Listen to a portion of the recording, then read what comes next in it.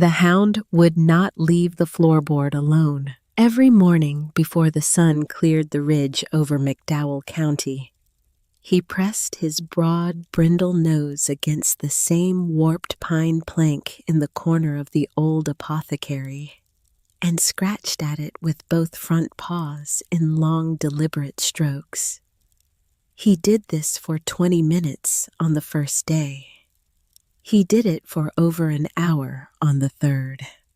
By the 9th morning, his claws had worn pale grooves into the dark grain, and the wood around the plank was raw and splintered. He was not chasing a rat. He was not digging at an itch buried beneath the floor. Something held him there with a focus that bordered on obsession, and 20-year-old Linnea Thaxton had no idea what it could be. She had owned this building for exactly 12 days. She had paid $12 for it at a tax auction. She had nothing in the world except a Honda Civic burning oil, a duffel bag of clothes, and the brindled Plott hound she had pulled from the median of Route 52 5 weeks earlier. She trusted that dog more than she trusted any living person. And on the 9th morning, when she finally knelt down and pried that floorboard loose, she would unlock a secret that had been buried in the Appalachian dark for 63 years. A secret somebody was willing to kill to keep. The hound would not leave the floorboard alone. Every morning before the sun cleared the ridge over McDowell County, he pressed his broad, brindle nose against the same warped pine plank in the corner of the old apothecary and scratched at it with both front paws in long, deliberate strokes. He did this for 20 minutes on the first day. He did it for over an hour on the third. By the 9th morning, his claws had worn pale grooves into the dark grain, and the wood around the plank was raw and splintered. He was not chasing a rat. He was not digging at an itch buried beneath the floor. Something held him there with a focus that bordered on obsession, and 20-year-old Linnea Thaxton had no idea what it could be. She had owned this building for exactly 12 days. She had paid $12 for it at a tax auction. She had nothing in the world except a Honda Civic burning oil, a duffel bag of clothes, and the brindled Plott hound she had pulled from the median of Route 52 5 weeks earlier. She trusted that dog more than she trusted any living person. And on the 9th morning, when she finally knelt down and pried that floorboard loose, she would unlock a secret that had been buried in the Appalachian dark for 63 years. A secret somebody was willing to kill to keep. Linnea Thaxton had not always lived in a car. She had not always slept with one hand wrapped in the collar of a stray dog and the other hand resting on the door handle in case she had to run. There had been a time long ago when she was a small girl in a rented duplex in Logan, West Virginia, and her mother still tucked her into bed at night. There had been a time when the sound of a man's boots on the porch did not make her flinch.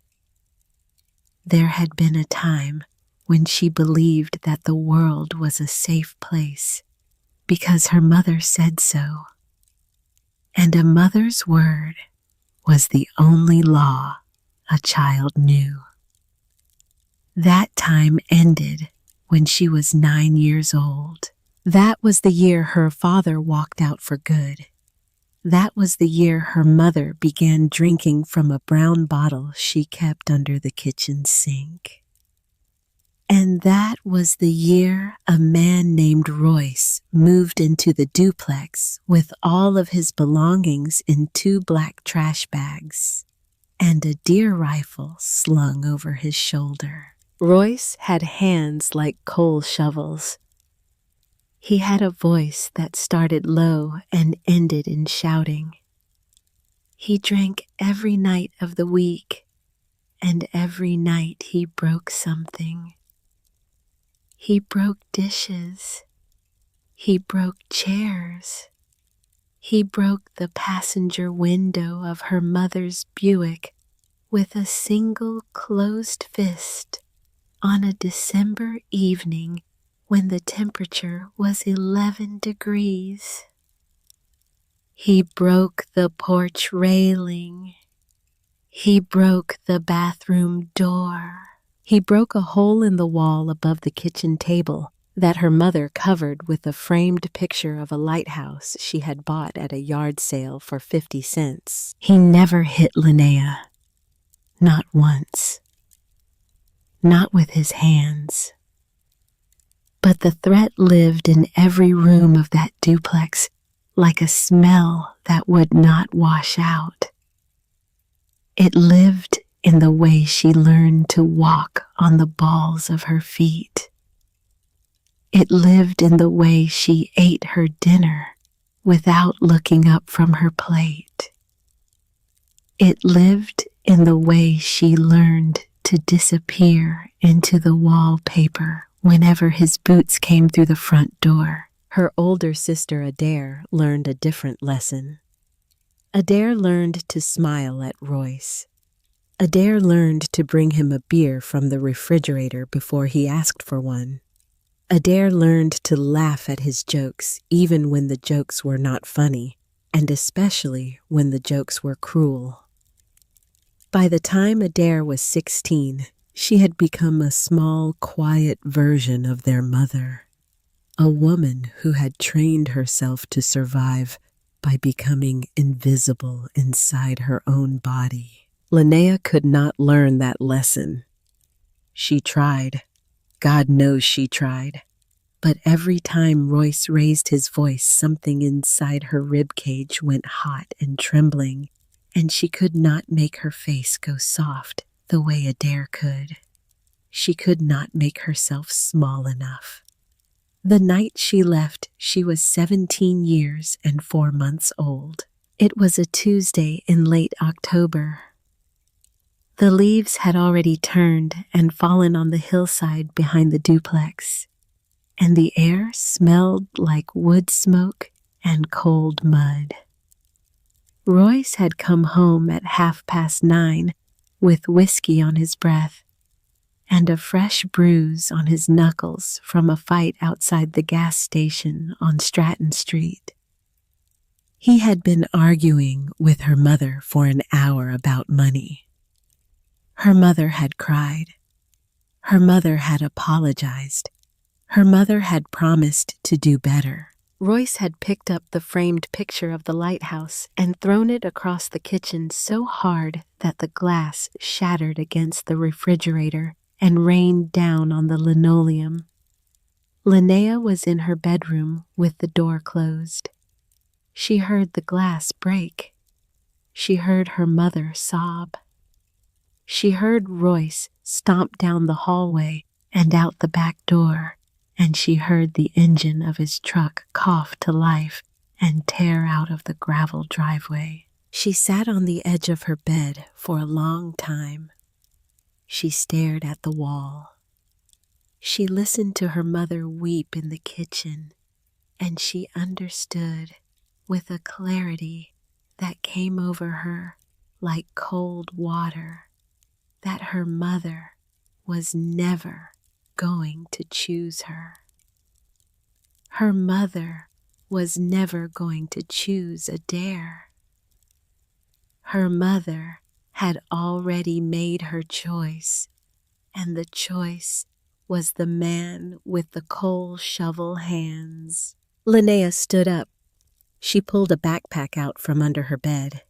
She put 3 shirts in it, 2 pairs of jeans, a toothbrush, a hairbrush, and a stuffed rabbit she had carried since she was 4 years old.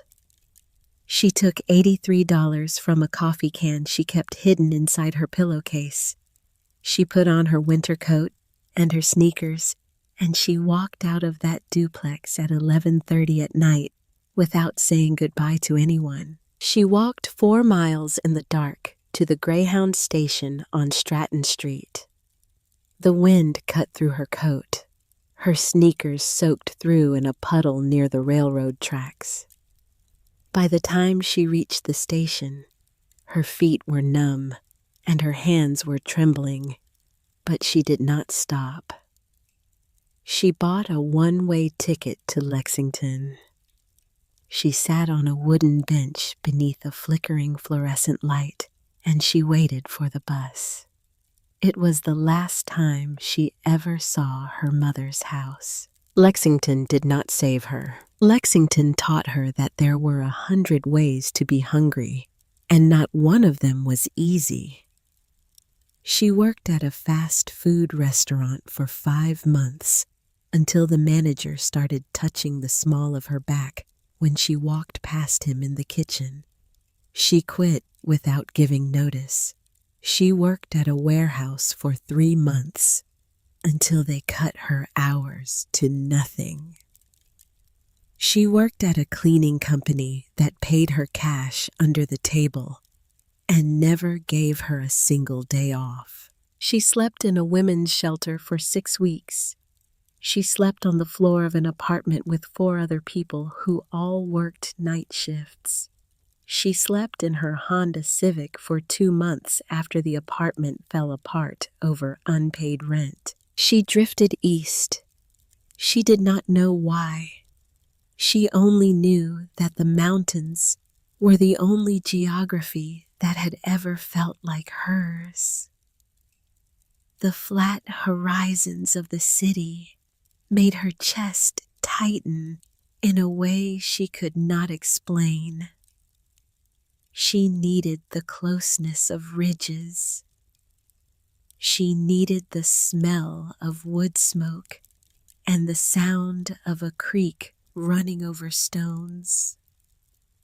She needed the mountains, even if the mountains had given her nothing but pain.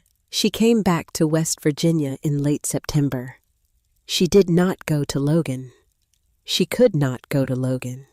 She drove south and east through Charleston, through Beckley, through small coal towns whose names she had only seen on weather maps. She slept in the parking lot of a Walmart in Beckley for 3 weeks. She washed her hair in the bathroom sink of a Sheetz on Robert C. Byrd Drive. She ate 1 meal a day, usually a microwave burrito or a bag of pretzels, and she drank water from a refillable bottle. That was when she found the dog. It was a Saturday afternoon in early October. She was driving south on Route 52 between Eager and Welch with the windows down and the radio off.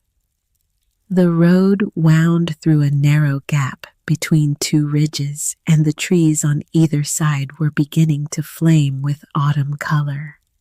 She came around a long curve and saw him standing in the median of the highway, with traffic roaring past on both sides. He was a brindled Plott hound, broad-chested and lean with a notched left ear, where something had torn through the cartilage long ago.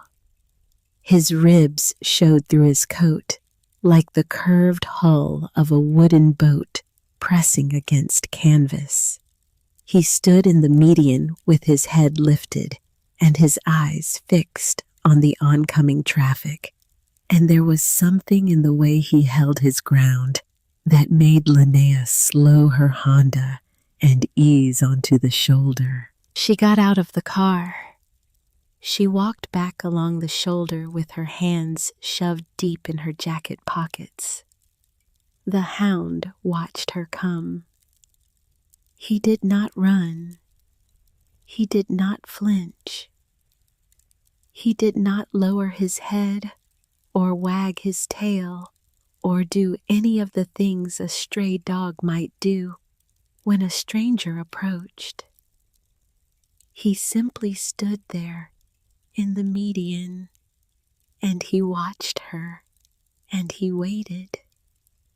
She crouched down at the edge of the asphalt and held out her hand. He stepped off the median. He walked across 2 lanes of empty highway.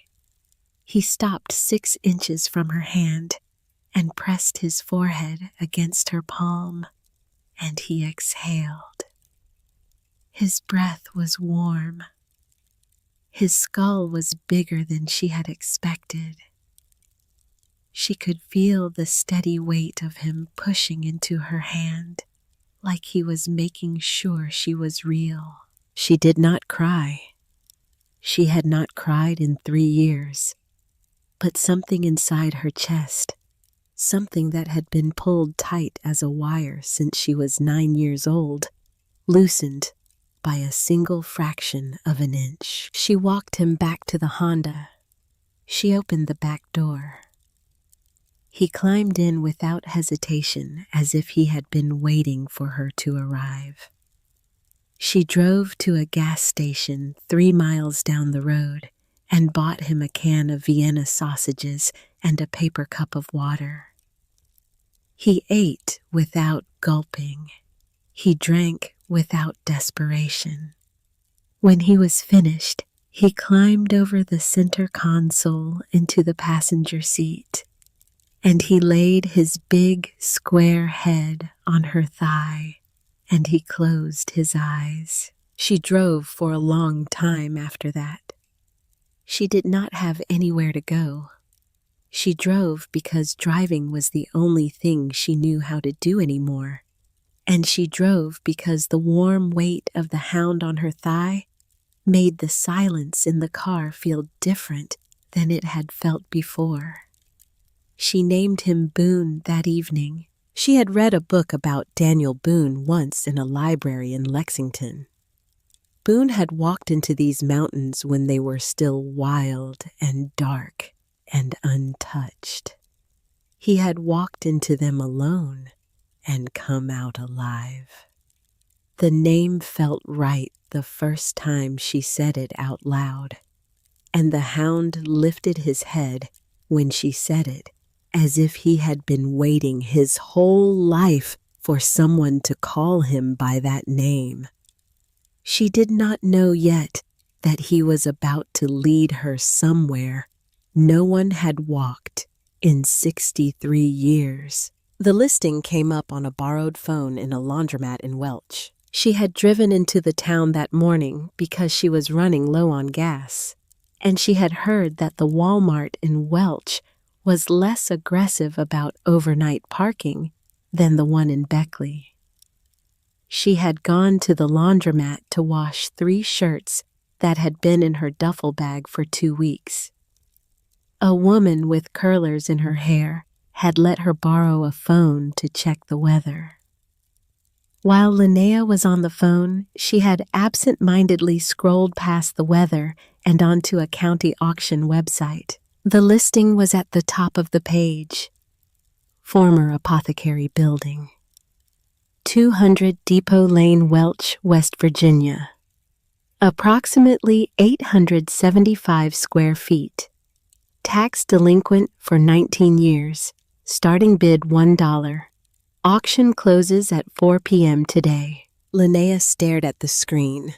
She read the listing 3 times. There was one photograph attached, a grainy image of a small clapboard building painted a faded sage green with a tin roof and a single door hanging off one hinge.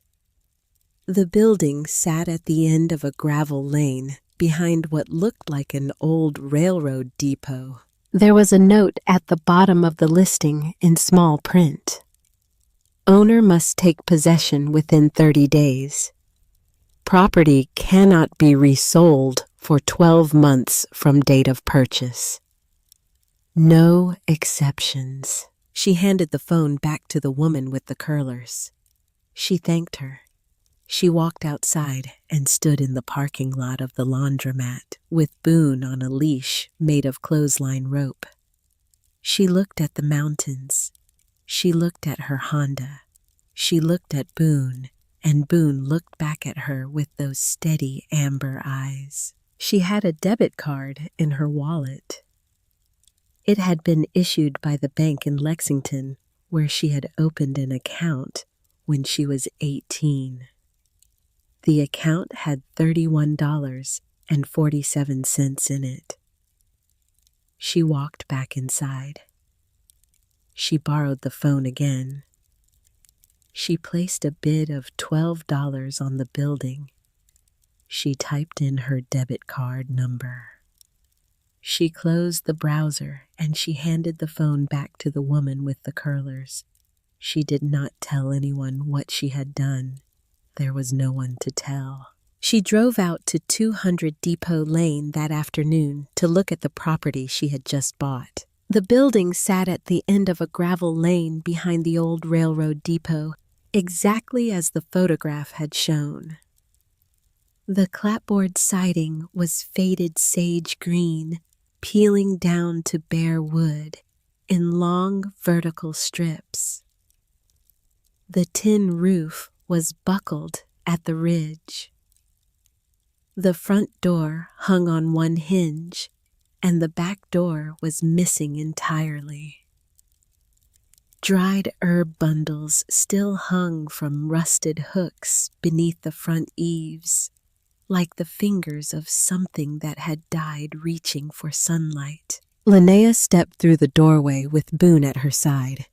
The interior smelled like dried lavender and mouse droppings, and a century of mountain damp that had soaked into every board and beam. A long wooden counter ran the length of the east wall, dark with age, and worn smooth in the center where countless hands had rested. Behind the counter, rows of empty glass apothecary jars stood on shelves that climbed from floor to ceiling. Most of the jars were cracked or clouded with age, but a few still held dried remnants of herbs that crumbled to powder when she touched them. She walked slowly through the building. The wooden floor groaned beneath her boots. Dust hung in the air in slow golden columns where the afternoon light came through the cracked windows. There was a stone fireplace at the back of the room, blackened with soot, with a cast iron kettle still hanging from a hook above the ashes. There was a wooden chair lying on its side in the corner. There was a calendar on the wall from 1961. The pages yellowed and curled, the month frozen on September. Boone moved through the room with his nose low and his tail held high and steady. He sniffed at the base of the counter. He sniffed at the fireplace. He sniffed at the legs of the overturned chair. And then he walked to a spot in the corner near the east wall, and he stopped. He stood over a single warped pine plank in the floor. He stared down at it. He sniffed it. He pressed his nose flat against the wood, and his shoulders went rigid in a way Linnea had not seen before. Then he began to scratch. He scratched for 20 minutes that first afternoon. Long, deliberate strokes with both front paws, the way a dog scratches at a den where something is hidden. Linnea watched him for a while, and then she knelt down beside him and pressed her ear to the floorboard. She could hear nothing beneath the wood. The board was cold from the mountain air that crept through every crack in the building. She put her hand on Boone's broad, warm skull. She felt the tremor of focus running through his body. She did not know what he was after, but she trusted him. She slept on the floor of the apothecary that night, wrapped in a sleeping bag she had bought at a Goodwill in Beckley for $4. Boone curled against her back with his nose tucked against her shoulder blade. The wind moved through the broken places in the walls. An owl called from the hillside above the depot. Somewhere in the dark, a freight train rumbled past on the rails behind the building, and the whole structure shook gently on its foundation like a child being rocked to sleep. She did not dream that night. She woke before dawn to the sound of Boone scratching at the floorboard again. She met Wendell Crisp on the second day. She had driven to a feed store on the edge of Welch to buy a bag of dog food, and the old man behind the counter had taken one look at Boone through the front window and said, "You need to talk to Wendell."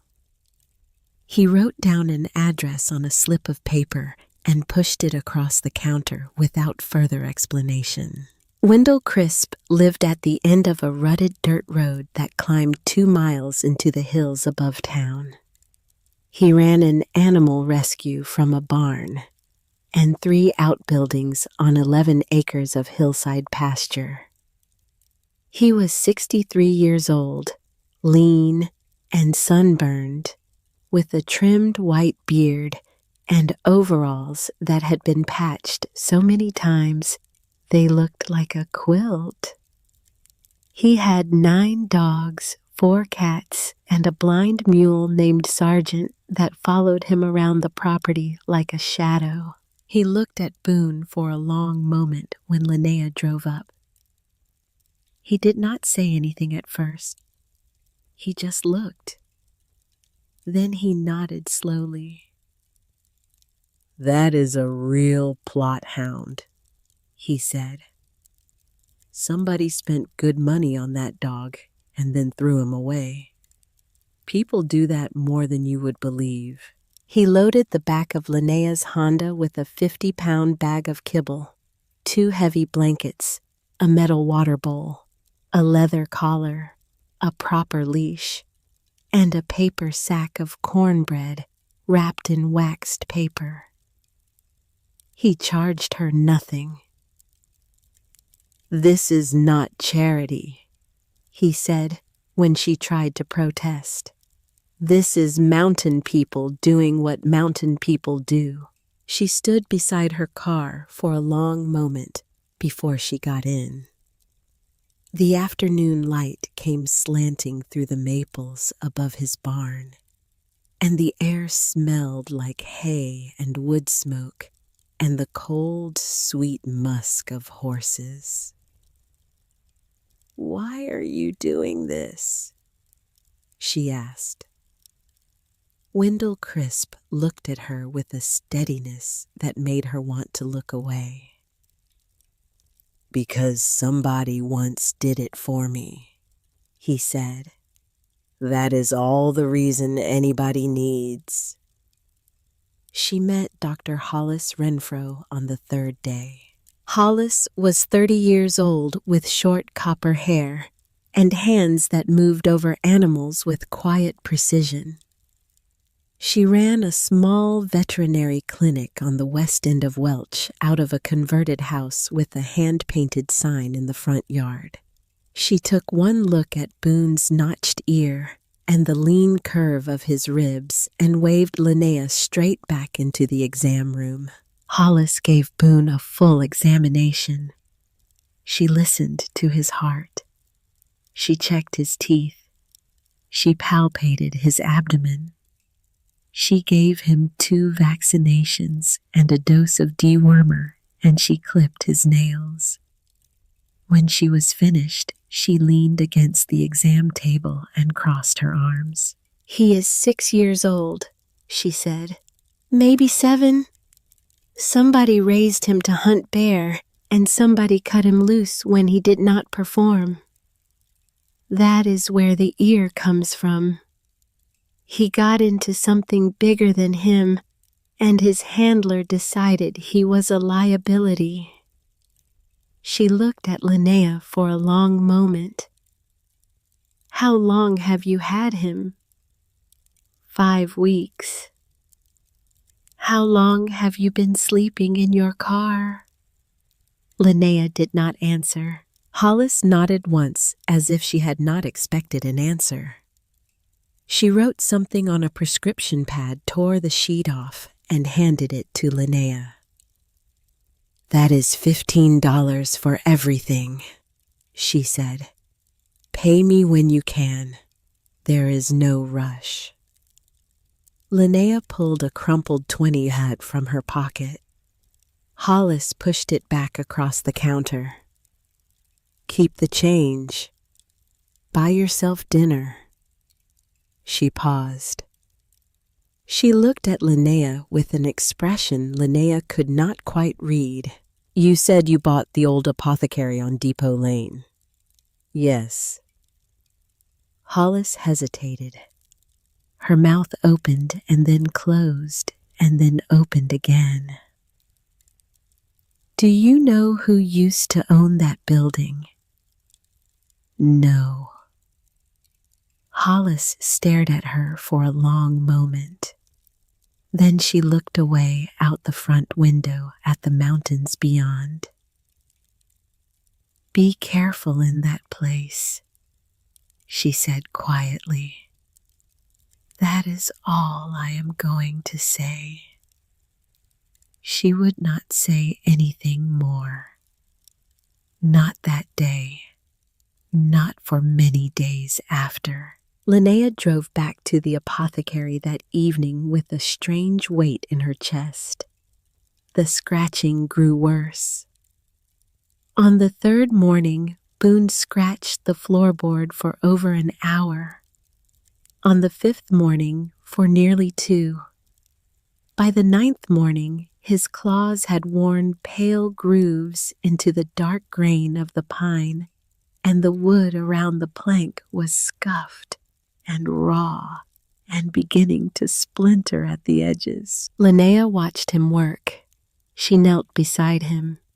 She pressed her ear to the floorboard and heard nothing. She tapped the board with her knuckle. It sounded hollow. On the 9th morning, she made her decision. She walked out to the Honda. She opened the trunk. She pulled out a flathead screwdriver and a small claw hammer she had bought at a hardware store in Beckley for $3. She walked back inside. Boone moved aside to let her work. He sat on his haunches a few feet away, with his ears forward and his tail brushing the dusty floor in slow, steady sweeps. Linnea wedged the screwdriver beneath the edge of the plank. She pressed down hard. The old nails came up screaming from the wood one by one with a long, high sound, like something old being woken from a deep sleep. The plank lifted. She set it aside. Beneath the plank was a second layer of boards running perpendicular to the first. Between the 2 layers was a gap roughly 6 inches deep, filled with loose rubble and the dried nests of mice long gone. A thick gray cloud of dust rose into the cold air when she disturbed it. Boone shoved his nose into the gap. He snorted. He sneezed. He pawed at the lower boards with renewed intensity. She pulled 3 more planks free. She exposed a section of the lower floor roughly 4 feet square. In the center of that section was a hinged panel cut into the boards with iron strap hinges that had gone black with oxidation. A trap door. She sat back on her heels. Her breath came shallow, Her heart was beating in her ears. She pried the trapdoor open. A rush of cool air rose from below, carrying the smell of damp earth and dried herbs and something mineral and ancient, like the inside of a cave that had not been entered in a very long time. Stone steps descended into darkness. Boone went down those steps before she could reach for a flashlight. She heard his claws clicking on stone in the dark below. She grabbed the flashlight from her duffel bag and followed him down. The steps were hand-cut limestone. There were 8 of them.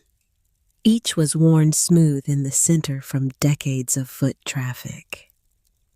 They led into a root cellar, roughly 12 feet by 15 feet, with a vaulted stone ceiling and walls lined with wooden shelving from floor to arch. The shelves were not empty. The flashlight beams swept across the room, and Linnea felt her breath leave her body. There were hundreds of glass apothecary jars on those shelves. They stood in neat rows, sealed with corks or glass stoppers, each one labeled in careful handwriting on a strip of linen tape. The labels read like a catalog of the mountain pharmacopoeia: golden seal, ginseng, black cohosh, sassafras bark, slippery elm, bloodroot, boneset, spice bush, witch hazel, yellow dock, pokeweed tincture, wild cherry bark syrup. Each jar still held its contents, preserved by the cool, constant temperature and the airtight seals. The colors ranged from amber to deep brown to pale green. Some held dried leaves pressed flat. Others held roots twisted into shapes that resembled small animals frozen in mid-stride. She moved the flashlight beam slowly across the shelves. She counted as she went. She lost count at 140. On a workbench against the far wall sat a leather-bound ledger. The cover was dark with age. The handwriting on the front was faded, but still legible. Ottilie Brashear. Beside the ledger was a set of brass apothecary scales, with the weights still nested in their velvet-lined box. A mortar and pestle carved from gray soapstone. A stack of cheesecloth squares folded into precise rectangles. A pair of bone-handled scissors. A small clay bowl with a chip on the rim. Linnea moved toward the workbench slowly. The flashlight beam trembled in her hand. She felt as if she had walked into a room where someone had stepped out only a moment before, where the air was still warm with the breath of the person who had been working there. She opened the ledger. The first page was not an entry. It was a letter. The handwriting was small and precise. The ink faded to a soft sepia. The letter was undated. It was addressed to no one and to everyone. Linnea read it standing at the workbench with Boone pressed against her leg. To the one who finds this room, if you have lifted the floor and come down these stairs, then the building has done what I asked of it. You were meant to be here. I do not know your name, and you do not know mine, but we are bound together now by the same wood and the same stone, and I trust you to do what I could not do in the years I had remaining. There is more here than medicine. There is a debt that was never paid. There is a truth that was never spoken. The boards above your head have kept it safe, but the boards cannot speak. You must. Be careful. There are men in these hills who would still kill to keep this room from being opened. Ottilie Brashear. Linnea read the letter twice. She set the ledger down on the workbench.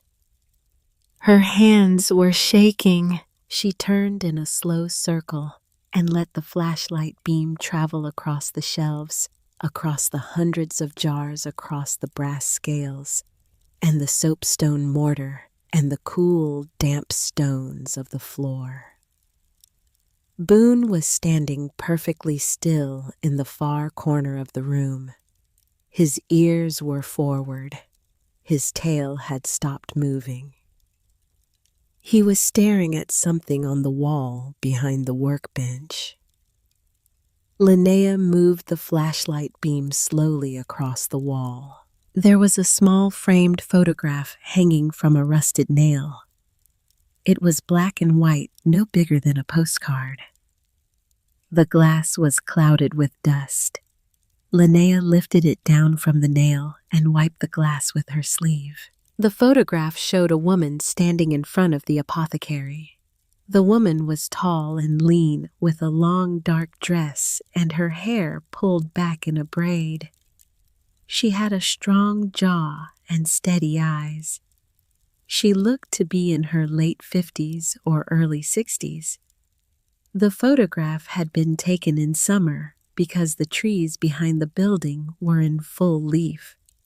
The woman was not alone. Standing beside her, with one small hand wrapped around the woman's index finger, was a little girl. The girl could not have been more than 5 years old.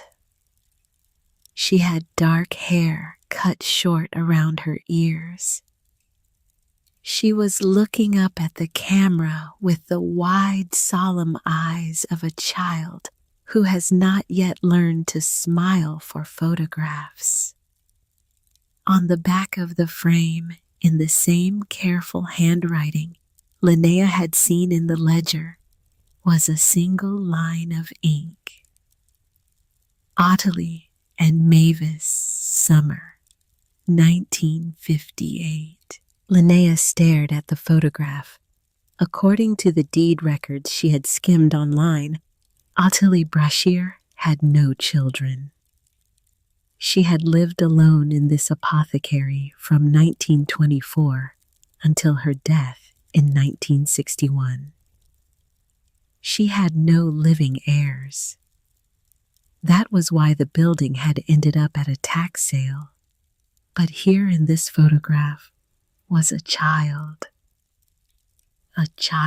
whose existence had been erased from the official record. Linnea felt the cold of the stone floor through the soles of her boots. She felt Boone press his shoulder against her thigh.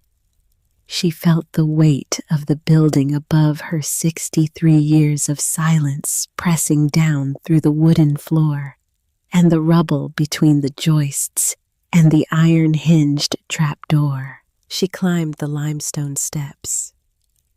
She came up into the apothecary, and she closed the trapdoor behind her, and she laid the floorboards back in their places.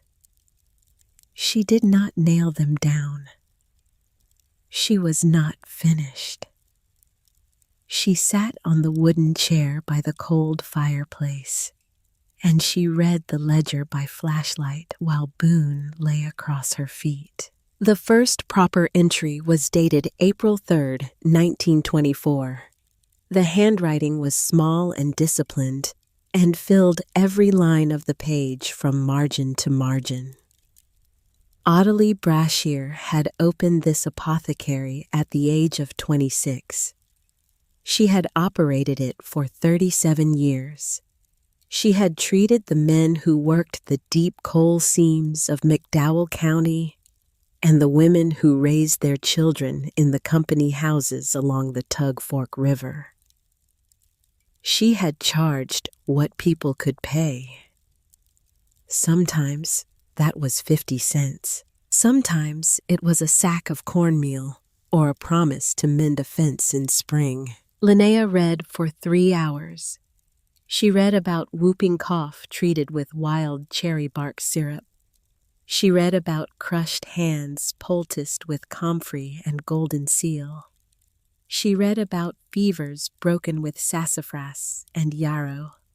She read about a woman in difficult labor eased with blue cohosh tincture and a miner blinded in a slate fall whose eyes Ottilie washed with eye-bright tea for 3 weeks until his sight came back. Between the entries in smaller handwriting pressed into the margins, Ottilie had written personal reflections. She wrote about the dogwood blooming white along the creek in April. She wrote about the sound of rain on a tin roof in August. She wrote about the smell of black walnut hulls staining her fingers in October. She wrote about loneliness with the calm acceptance of a woman who had stopped fighting it. She never married. She had no biological children.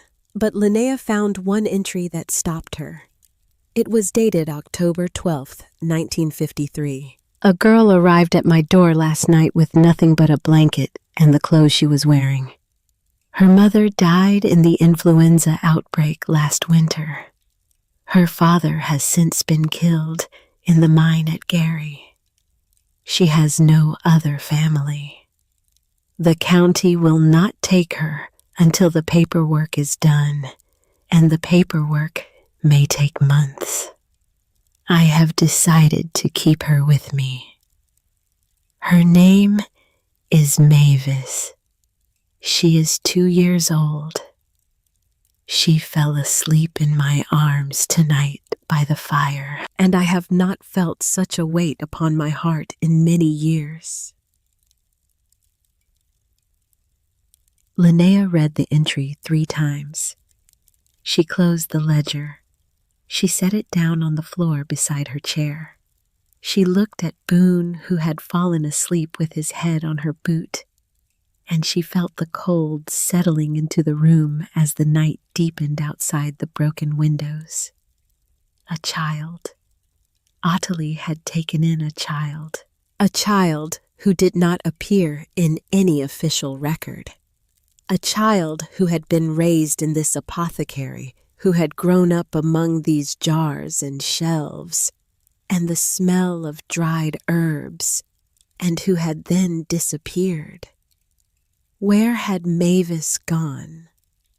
What had happened to her after Ottilie died in 1961?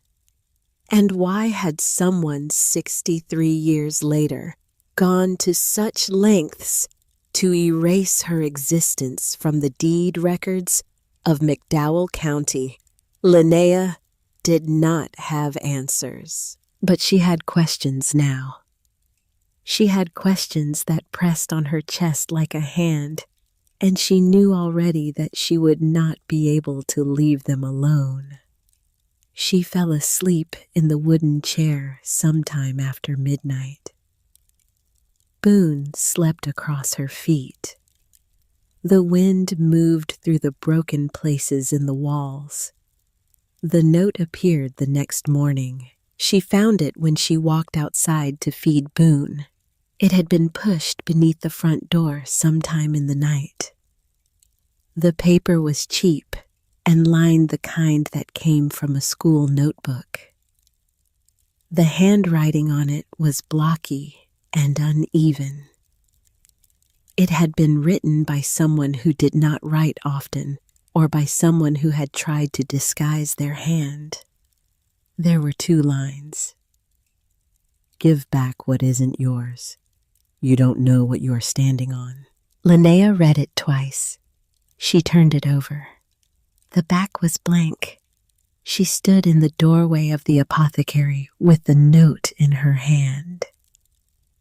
The morning was cold. The sky over the ridge was the color of old steel. A single crow called from the railroad depot behind the building. Boone came up beside her. He pressed his shoulder against her thigh. He looked out across the gravel lane, and his ears went forward, and a low sound began to build in his chest. He was not growling at nothing. Someone was out there. Someone had been watching the apothecary. Someone had walked up to that door in the dark while she slept, and they had pushed that note across the threshold, and they had walked away without making a sound. Linnea closed her hand around the note. She felt her pulse moving in her throat. She did not know yet who had written the note.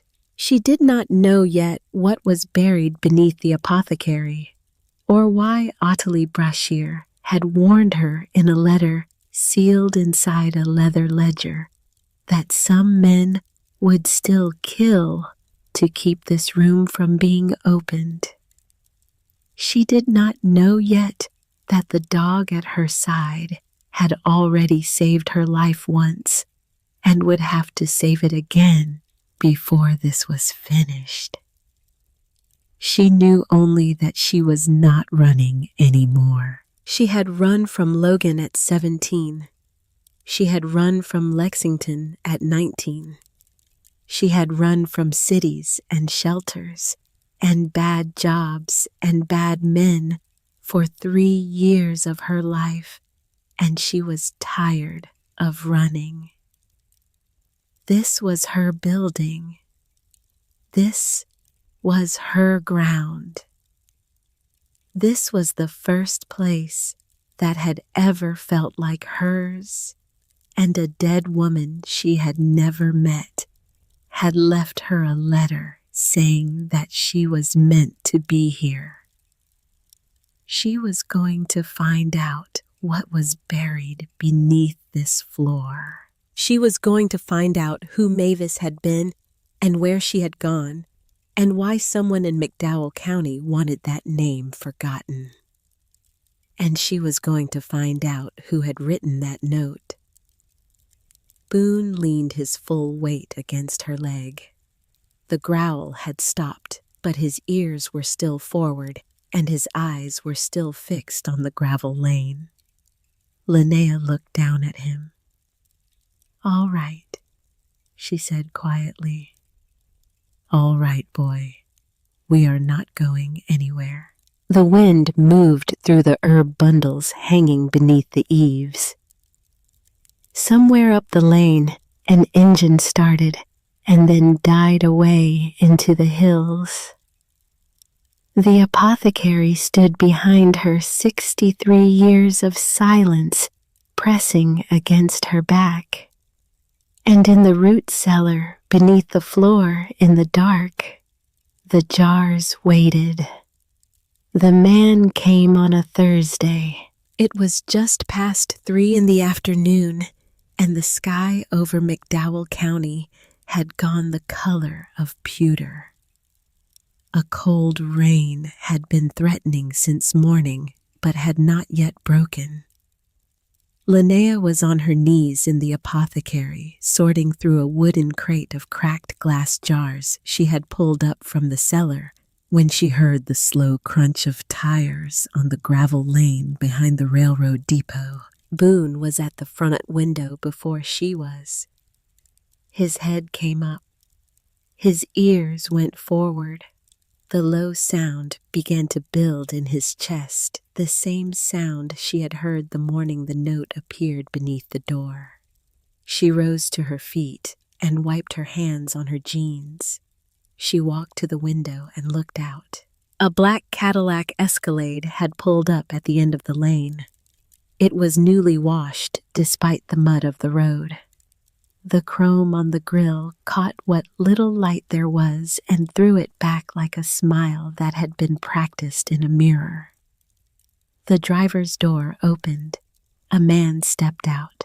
He was tall. He stood maybe 6'2" in a charcoal wool overcoat that had been cut for him by someone who knew his exact measurements. His hair was iron gray, swept back from a high forehead. His face was tanned in the way of men who spend their winters somewhere warmer than McDowell County. He was clean-shaven. He moved without hurry. He was, Linnea guessed, somewhere in his late 50s. He stood for a long moment beside the Escalade, looking at the apothecary. He was not in a hurry. He was studying the building the way a man studies a house he is about to buy at auction. He took in the sagging tin roof. He took in the faded sage clapboard.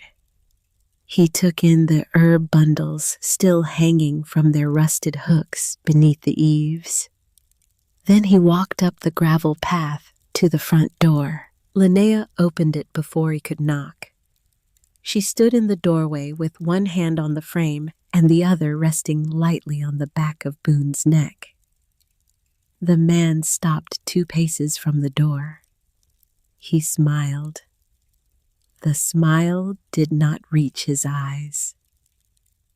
"Miss Thaxton." "Who's asking?" "My name is Sherrod Boggs. I own a number of interests in this part of the county. I wondered if I might have a few minutes of your time." Boone's growl deepened. It was no longer a sound building in his chest. It was a sound that had moved up into his throat. Linnea felt the vibration of it through her fingertips. Sherrod Boggs looked down at the dog. The smile did not change, but something behind his eyes did. Linnea saw it. It was the look of a man who did not like dogs and was not used to dogs not liking him. "That is a handsome animal," he said. "He is." "Plot hound. They were bred for bear in these mountains. Did you know that?" "I did." "They have a long memory. Plot hounds, longer than most." Linnea did not answer. Sherrod Boggs let the silence hang for a beat. Then he reached into the inside pocket of his overcoat and pulled out a small leather card case. He held a business card between 2 fingers. "I would like to talk to you about this building." "There is nothing to talk about." "There is always something to talk about, Miss Thaxton. May I come inside? It is cold out here." "You can stay where you are." The smile flickered. He recovered it. "I will be direct. I am prepared to offer you $250,000 for this building and the lot it stands on. Cash. Closing within 30 days. No inspection. No contingencies. You walk away free and clear, and you walk away rich." Linnea felt the cold of the doorframe through the back of her hand. She felt Boone's heartbeat against her leg. She felt the wind move through the herb bundles above her head. $250,000. It was more money than she had ever held in her mind at one time. It was a number that did not feel real. It was enough to disappear with. It was enough to drive west until the mountains ended and never look back. It was enough to start a life somewhere her mother could never find her, somewhere Royce could never find her, somewhere the name Thaxton meant nothing to anyone. For one fraction of a second, she felt herself lean toward it. Then she looked at Sherrod Boggs's face, and she saw the thing behind his eyes that he was trying very hard to keep hidden, and the leaning stopped. He wanted this building too badly. A man who wanted a thing that badly was a man who knew something the seller did not. "No," she said. The word came out steady. She had not known it would come out steady. Sherrod Boggs's smile did not move, but the muscles around his jaw tightened by a hair. "Miss Thaxton, I appreciate the value of a moment's reflection, but you may want to reflect a little longer. $250,000 is a great deal of money for a young woman in your circumstances." "You do not know my circumstances. I know you bought this building for $12. That is public record. I know you have been sleeping in a Honda Civic with a license plate that has not been renewed in 14 months. The cold in her stomach moved up into her chest. He had been looking at her. He had been looking at her car. He had been looking at her for longer than 4 days, which was how long she had owned the building. She kept her face still. "How nice of you to take an interest." He held the card out further. "Take it. Think about it. Talk to a lawyer if you have one. I will give you 7 days, Miss Thaxton. After that, the offer comes off the table, and I do not make second offers. Do we understand each other?" She did not take the card.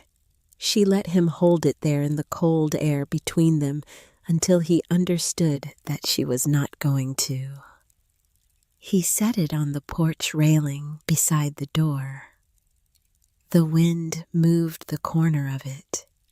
It did not blow away. He looked at her for one long moment. Then he turned and walked down the gravel path to his Escalade. He climbed in without hurrying. He started the engine.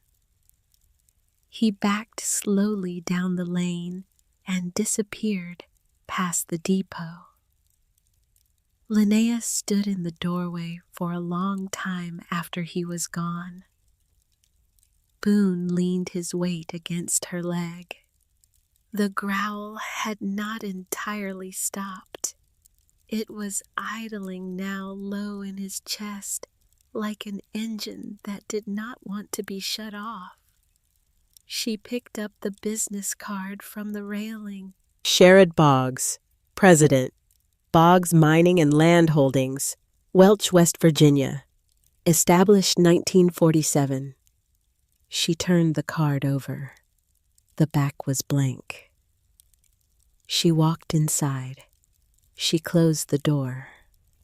She walked across the floor to the corner where the loose boards still lay over the trap door, and she pried them up one by one.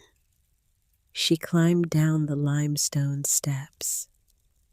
She lit the lantern she had bought at the hardware store in Beckley. She walked to the workbench. She opened the ledger of Ottilie Brashear. She began to read again more carefully this time from the beginning.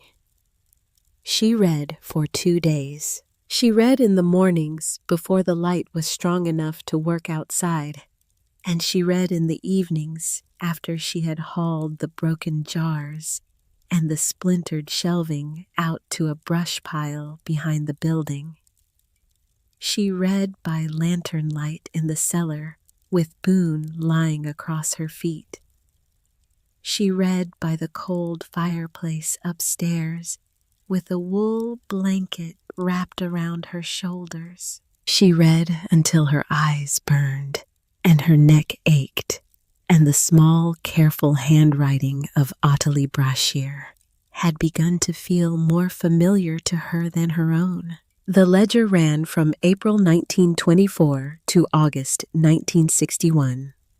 37 years of remedies and patience and debts forgiven. 37 years of dogwood blooming and rain on tin roofs and walnut hulls staining the fingers of a woman who lived alone except for a child she had taken in from the mines. And then, in the entries from the final spring of Ottilie's life, the tone of the writing began to change. The remedies were still there. The patients were still there. But the marginal notes, the small reflections pressed into the gutters of the pages, had grown shorter and harder. They had begun to read like the notes of a woman who knew she was being watched. March 4th, 1961. The youngest Boggs boy came to the door today, Eldred. He stood on my porch in his good coat and would not take it off. He said his father wishes to make me an offer on the building and the land behind it. He said his father would like to be reasonable. I said I had no land to sell. He smiled the way a man smiles when he has heard the answer he expected. He left without saying goodbye. March 19th, 1961. Eldred Boggs again, this time without the coat. He stood in the middle of my front room with his hat in his hands and his eyes on the floor, and he told me that times were changing in McDowell County. He said the coal under the mountains was almost gone, but there were other things in the ground that men were now interested in. He said I would be wise to take what was being offered. I told him I would not be wiser than my own conscience. He left. April 2nd, 1961. A man I do not know came up the lane last night. He stood beside the railroad depot and watched the windows of the apothecary for nearly an hour. The dog growled at the door until I came down. When I lit the lamp, the man walked away. I did not see his face. May 14th, 1961. Mavis is 7 years old today. I gave her a wooden doll I have been carving in the evenings. She named it after the dog. She is too young to understand what is moving against us in the hills. I hope she remains too young for a long time yet. June 22nd, 1961. Eldred Boggs came again. This time, he did not knock. He stood at the foot of the porch steps and called my name until I came out. He told me his father would not wait much longer. He told me there were ways of moving stubborn women out of buildings that did not involve money. I did not answer him. I closed the door. August 30th, 1961.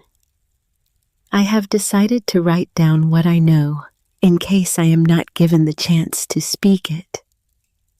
There is a thing in the ground behind this building. I have known about it for 19 years. I have never spoken of it to anyone. I have not spoken of it to Mavis.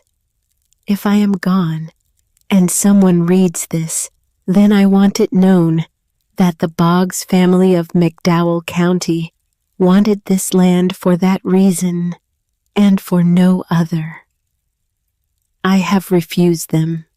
I will refuse them tomorrow and the day after. The medicine I have made in this building for 37 years was never mine to sell. It belonged to the people who needed it. The ground beneath this building was never mine to sell either. It belongs to the mountain. The mountain will keep it long after the Boggs family is forgotten. Or so I hope. The next entry was dated September 14th, 1961. It was written in different handwriting. The script was rounder, more childish, the letters formed slowly by a hand still learning. Aunt Ottilie fell down the stairs this morning. The man came and said she is dead. I do not know what to do. The man said someone is coming for me. I am writing this in her book because she said her book was the most important thing in the house. I am hiding it under the floor where she showed me. Mavis. That was the last entry. Linnea closed the ledger. She sat very still in the wooden chair beside the cold fireplace. Boone was curled at her feet. The wind moved against the broken windows. Somewhere up on the ridge, a hawk cried twice and then was silent. Ottilie Brashear had not died of natural causes. Ottilie Brashear had been murdered, and the woman had known it was coming, and she had spent the last 6 months of her life writing it down in a book that she had told a 7-year-old child to hide under the floor. Linnea pressed her palms flat against the cover of the ledger. She felt the rough texture of the leather under her hands. She felt the small, steady pulse of her own heartbeat in her throat. She thought about Sherrod Boggs standing on her porch in his charcoal overcoat. She thought about his Cadillac Escalade with its newly washed chrome. She thought about the smile that did not reach his eyes, and the way he had known the registration on her Honda had not been renewed in 14 months.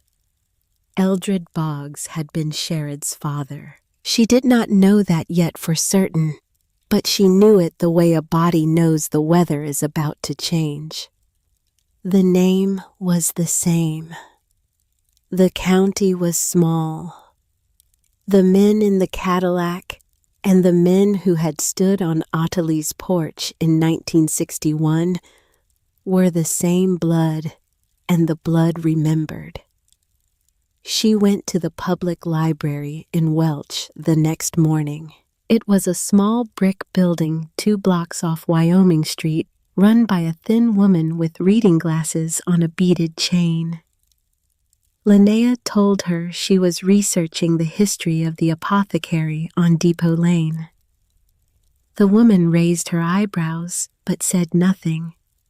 She brought out 2 cardboard boxes of old issues of the McDowell Recorder, which was the county newspaper from 1937 until it folded in 1989. Linnea spent 4 hours at a long wooden table in the back room. She found the obituary on the 3rd box, 2nd folder, 4th issue from the bottom. September 16th, 1961, page 7. Ottilie Brashear, 63, of Depot Lane in Welch, died Thursday at her home after a fall down the cellar stairs. Miss Brashear had operated the apothecary on her property for 37 years and was known throughout the southern coal fields for her treatment of mining injuries. She is survived by no immediate family. Services will be private. The body was discovered by Mr. Eldred Boggs of Welch, who had stopped by the residence on business. Linnea read the obituary 3 times. Then she went looking for Eldred Boggs. She found him in the same box of newspapers 6 years later. April 1967. A small article on page 3. Eldred Boggs, son of Vernon Boggs of Boggs Mining and Land Holdings, has been promoted to Vice President of Operations. Mr. Boggs, 31, will oversee the company's expanding interests in mineral leases and land acquisition throughout McDowell, Mingo, and Wyoming counties. She kept turning pages. She found him again. November 1989. A short death notice. Eldred Boggs, 53, died Monday at his home in Welch following a brief illness. He is survived by his wife Carlene and his son Sherrod, age 21, who will assume operations of the family business. She closed the folder. She sat in the back room of the McDowell County Public Library and stared at the dust drifting through the slanted afternoon light. Sherrod Boggs's father had found Ottilie Brashear's body. Sherrod Boggs's father had been the man standing on her porch 6 months before she died, asking her to sell the land and being refused. And now Sherrod Boggs himself, 35 years after his father's death, was standing on the porch of the same building, asking the same question of a different woman. The cold in Linnea's stomach moved up into her shoulders. She walked out of the library and into the gray afternoon. The rain that had been threatening for 2 days had finally begun a fine, cold drizzle that beaded on the shoulders of her coat and made the sidewalk slick. Boone was waiting for her in the Honda, his head visible through the windshield. He sat up straight when he saw her. She drove back to the apothecary. She locked the door behind her. She went down into the cellar and she began to look more carefully. She found the second journal on the 7th day. It was hidden behind a loose stone in the back wall of the cellar, behind the row of shelves that held the dried roots. The stone was no larger than a man's hand, fitted into the wall so cleanly that she had walked past it 3 times without noticing it. It was Boone who found it. He stood with his nose pressed to the gap between the stone and the mortar, and he made a small sound deep in his throat, and Linnea brought the lantern over. She worked the stone out with the screwdriver. Behind it, in a hollow no bigger than a shoebox, was a small leather pouch tied with a strip of rawhide. She brought the pouch up to the workbench. She untied the rawhide. Inside the pouch was a single object. It was a small notebook, black leather, no name on the cover. The pages were lined and small. The handwriting inside was the rounder, childish script she had seen at the end of Ottilie's ledger. It was Mavis's journal. It began on the same day Ottilie died. September 14th, 1961. Linnea read it standing at the workbench. The lantern threw her shadow up against the stone wall behind her, and the shadow trembled with the small movement of her hands. September 14th, 1961. Aunt Ottilie is dead. The man who came to the house said she fell down the cellar stairs. I do not believe him. I sat with her this morning at breakfast. She told me to be quiet and to stay in the back room, no matter what I heard. She told me to go to Wendell's grandfather's house if anything happened. She said the man was coming to talk to her. The man was Eldred Boggs. I heard them arguing. I heard her tell him no for the last time. Then I heard the sound of falling, and I heard him walk back up the stairs, and he stood in the front room of the apothecary for a long time without saying anything. He did not call for help. He did not run. He waited. Then he walked outside, and he got in his truck, and he drove to the sheriff, and he told them she had fallen. I know what I heard. I am 7 years old, and I know what I heard. Linnea's hands had gone cold around the notebook. She turned the page. September 22nd, 1961. They are going to send me away. A woman from the county came today. She said I cannot stay in the apothecary. She said I will live with a family in Bluefield until they find my next of kin. I do not have next of kin. Aunt Ottilie was the only family I had. I asked the woman if I could take Aunt Ottilie's book, and the woman said no. The building has been sealed by the court. I did not tell her about the loose stone. I went down to the cellar last night, and I hid the book under the floor, and I am hiding this one in the wall. If I ever come back, I will find them. If I do not come back, then whoever finds them must know what happened here.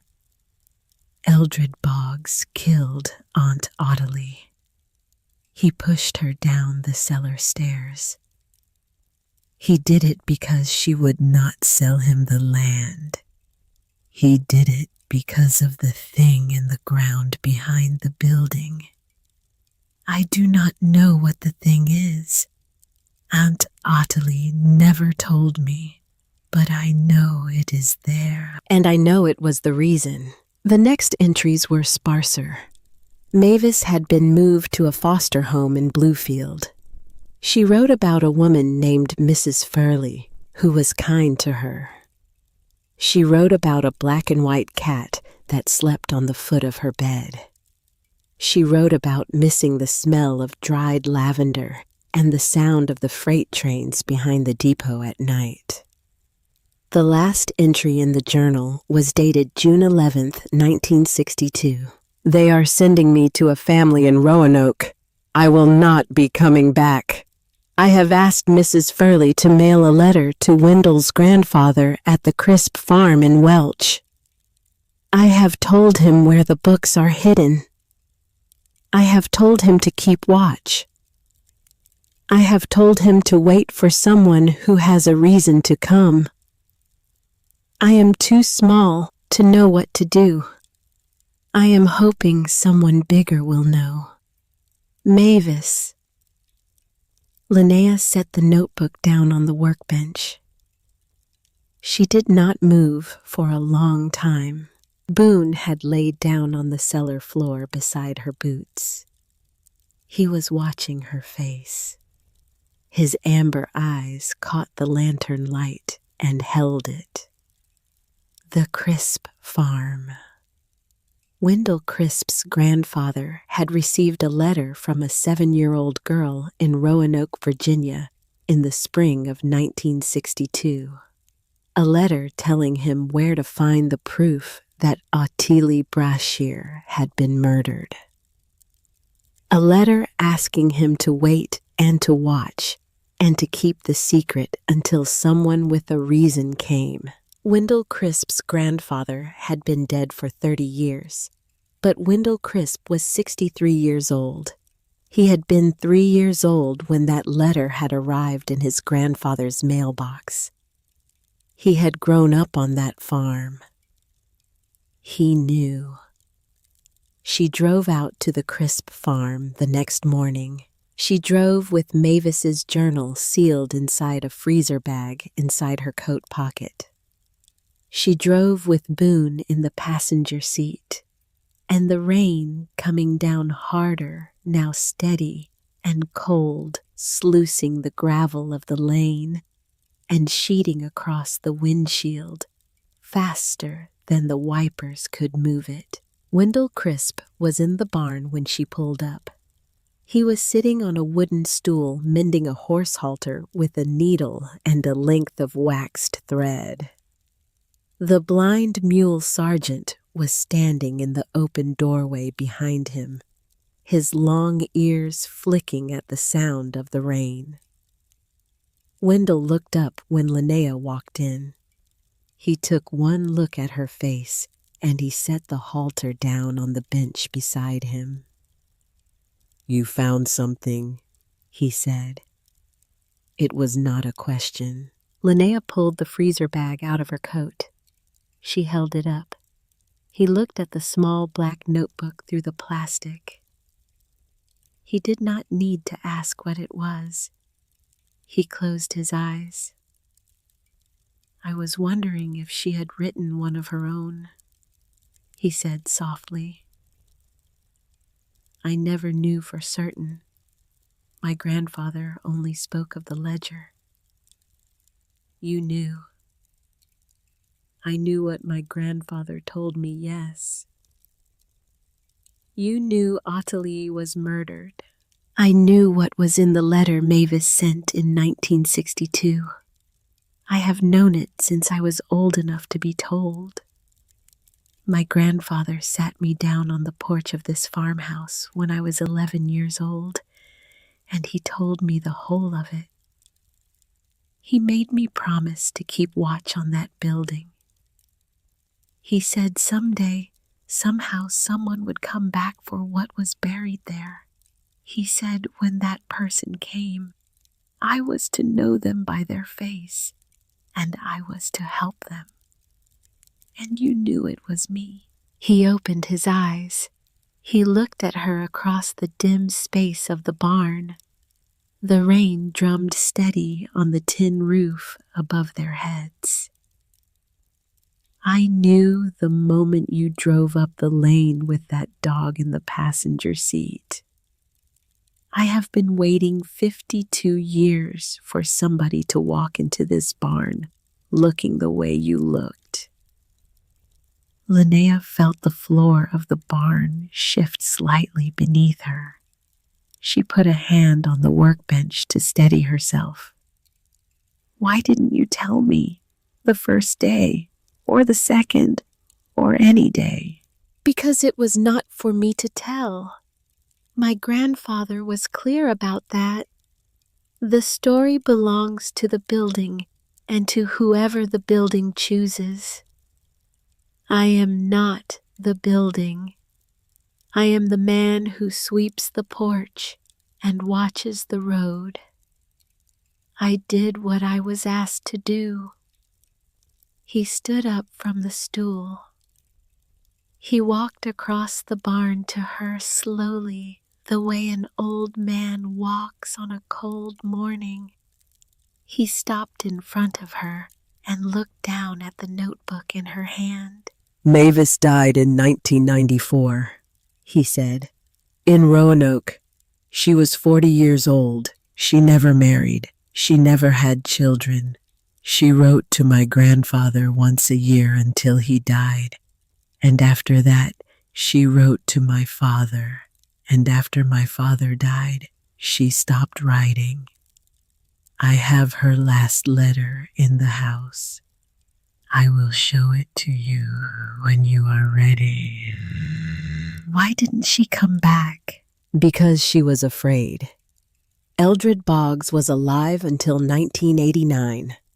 As long as he was alive, she would not set foot in McDowell County. By the time he was dead, She was dying herself. There was no time left. Linnea stared at the floor of the barn. She felt the cold of the rain through the open doorway. She felt Boone press his weight against her leg. Sherrod Boggs came to see me 4 days ago. He offered me $250,000 for the building. Wendell nodded slowly. He has been waiting.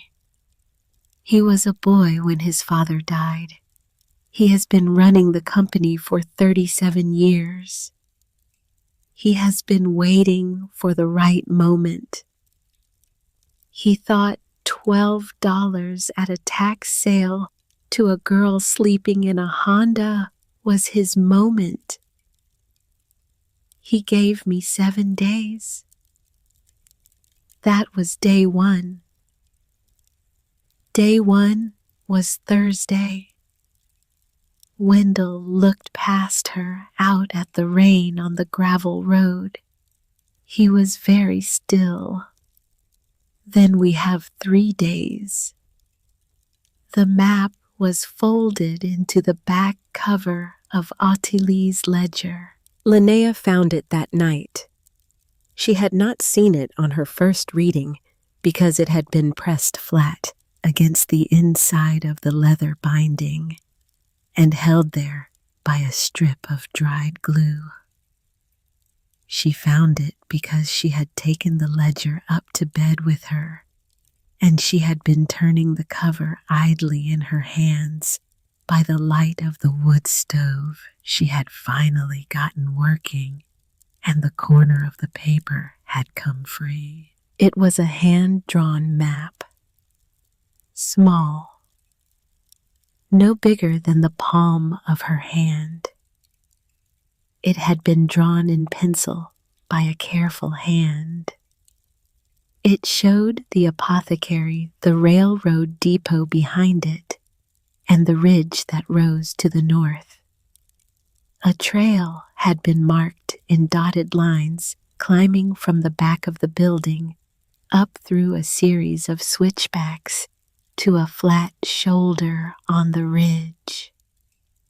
At the end of the trail, drawn with great care, was a single boulder marked with a small X. Below the X in Ottilie Brashear's handwriting were 5 words. What they want is here. Linnea climbed the ridge the next morning before dawn. She left Boone in the apothecary with a bowl of food and the door locked from the outside. She did not want him on the trail. The rain had stopped overnight, but the leaves on the slope were slick, and the trail had not been walked in many decades. She climbed in the gray half-light with the map in one hand and a flashlight in the other. The trail was nearly invisible. Trees had grown across it. Brush had filled the switchbacks. She walked by guesswork as much as by sight. She climbed for nearly 2 hours. Her thighs burned. Her breath came hard in the cold air. She found the boulder near the top of the ridge on the flat shoulder Ottilie had drawn. It was a single piece of gray limestone about the size of a large dog. It sat at the base of a young oak tree that had grown up beside it in the 63 years since the map had been drawn. The roots of the oak had wrapped around the lower edge of the stone, but the stone itself could still be moved if a body was willing to put its weight against it. Linnea put her weight against it. She pushed. The stone shifted. She pushed harder. The stone rolled away from the oak and came to rest on the leaves with a soft, heavy thud. Beneath the stone, in a hollow lined with flat shale, was a small metal box. It was an old tobacco tin. The paint had faded to almost nothing. She lifted it out. It was heavier than it looked. She sat down on the wet leaves with the tin in her lap, and she opened the lid. Inside the tin were 4 objects: a folded sheet of paper brittle with age, a small cloth pouch no larger than her thumb, a second photograph smaller than the first showing Athalie Brashear kneeling beside a cleft in the rock with a pickaxe in her hand, and a single piece of stone no larger than a walnut gray on the outside and broken along one face. Linnea lifted the stone out of the tin. The broken face caught the gray morning light. It was streaked through with a fine, bright vein. The vein was the color of butter, the color of late afternoon sun on the windows of a house, the color of nothing else she had ever held in her hand.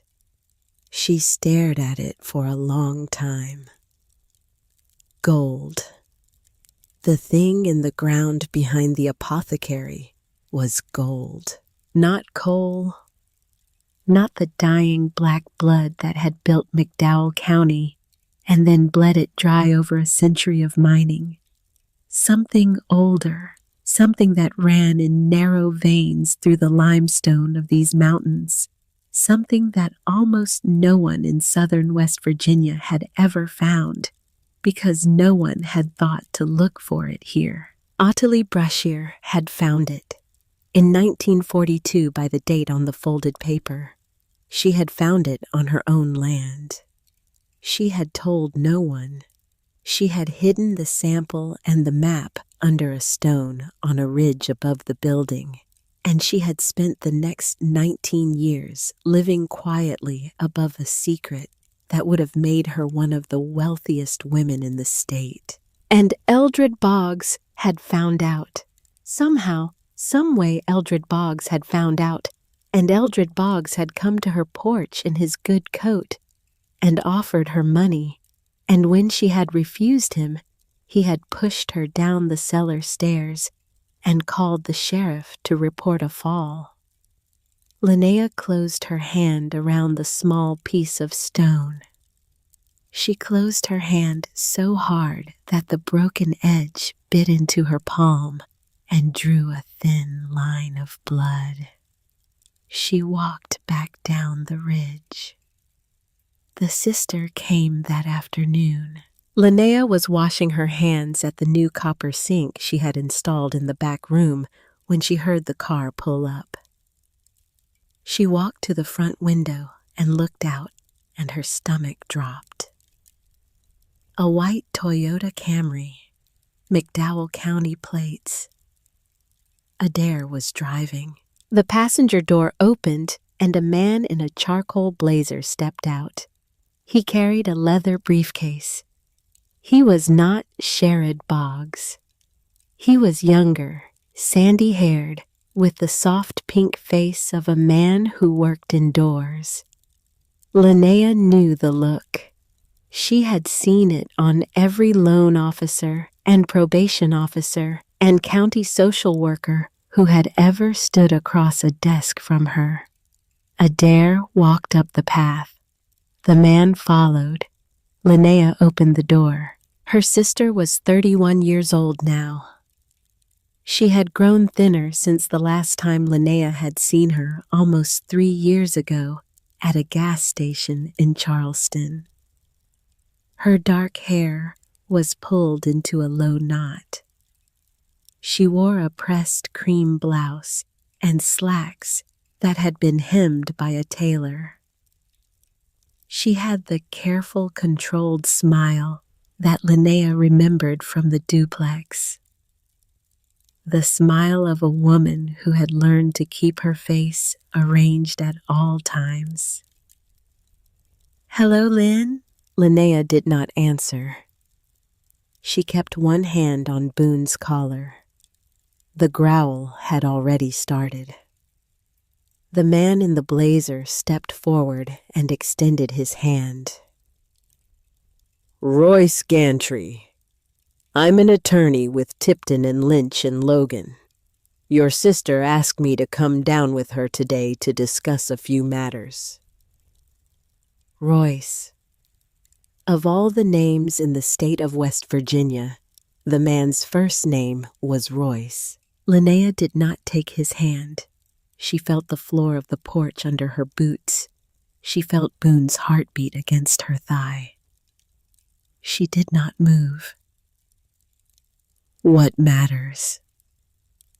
Adair's smile flickered. We heard you bought a building, Lynn. We heard there were some valuables on the property. Mama is on disability now. She is having a hard time. We wanted to come down and just talk about whether there might be a way to... There isn't. Lynn, please. There is no claim. The deed is in my name. I bought it at a legal tax auction in this county. Anything found on the property is mine. You work in title insurance, Adair. You know that. The lawyer cleared his throat. Ms. Thaxton, I would respectfully suggest that there are several theories under Kentucky and West Virginia equitable distribution statutes that... Save it. Linnea did not raise her voice. She did not need to. She felt very steady. She felt like a woman who had climbed a ridge before dawn and put her hand on a piece of stone the color of butter, and who had come down the ridge changed. I have a legal aid attorney in Charleston. His name is Harker Doyle. You can speak to him if you have any further questions. Do not come back to this property without him. Do you understand me, Adair? Her sister's smile broke. For one fraction of a second, the careful arrangement of her face slipped, and Linnea saw what was beneath it. It was not anger.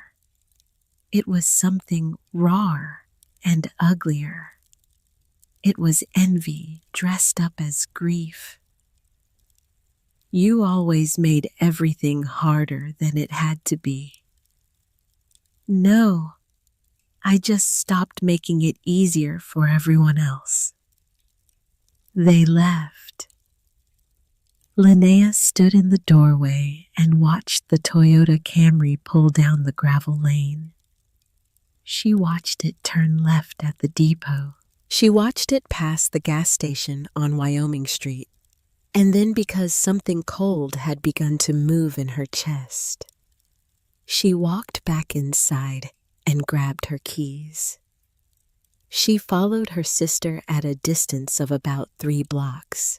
The Camry drove 4 miles out of town along Route 16, past the burned-out shell of a Burger King, past the chained gates of 2 abandoned mines.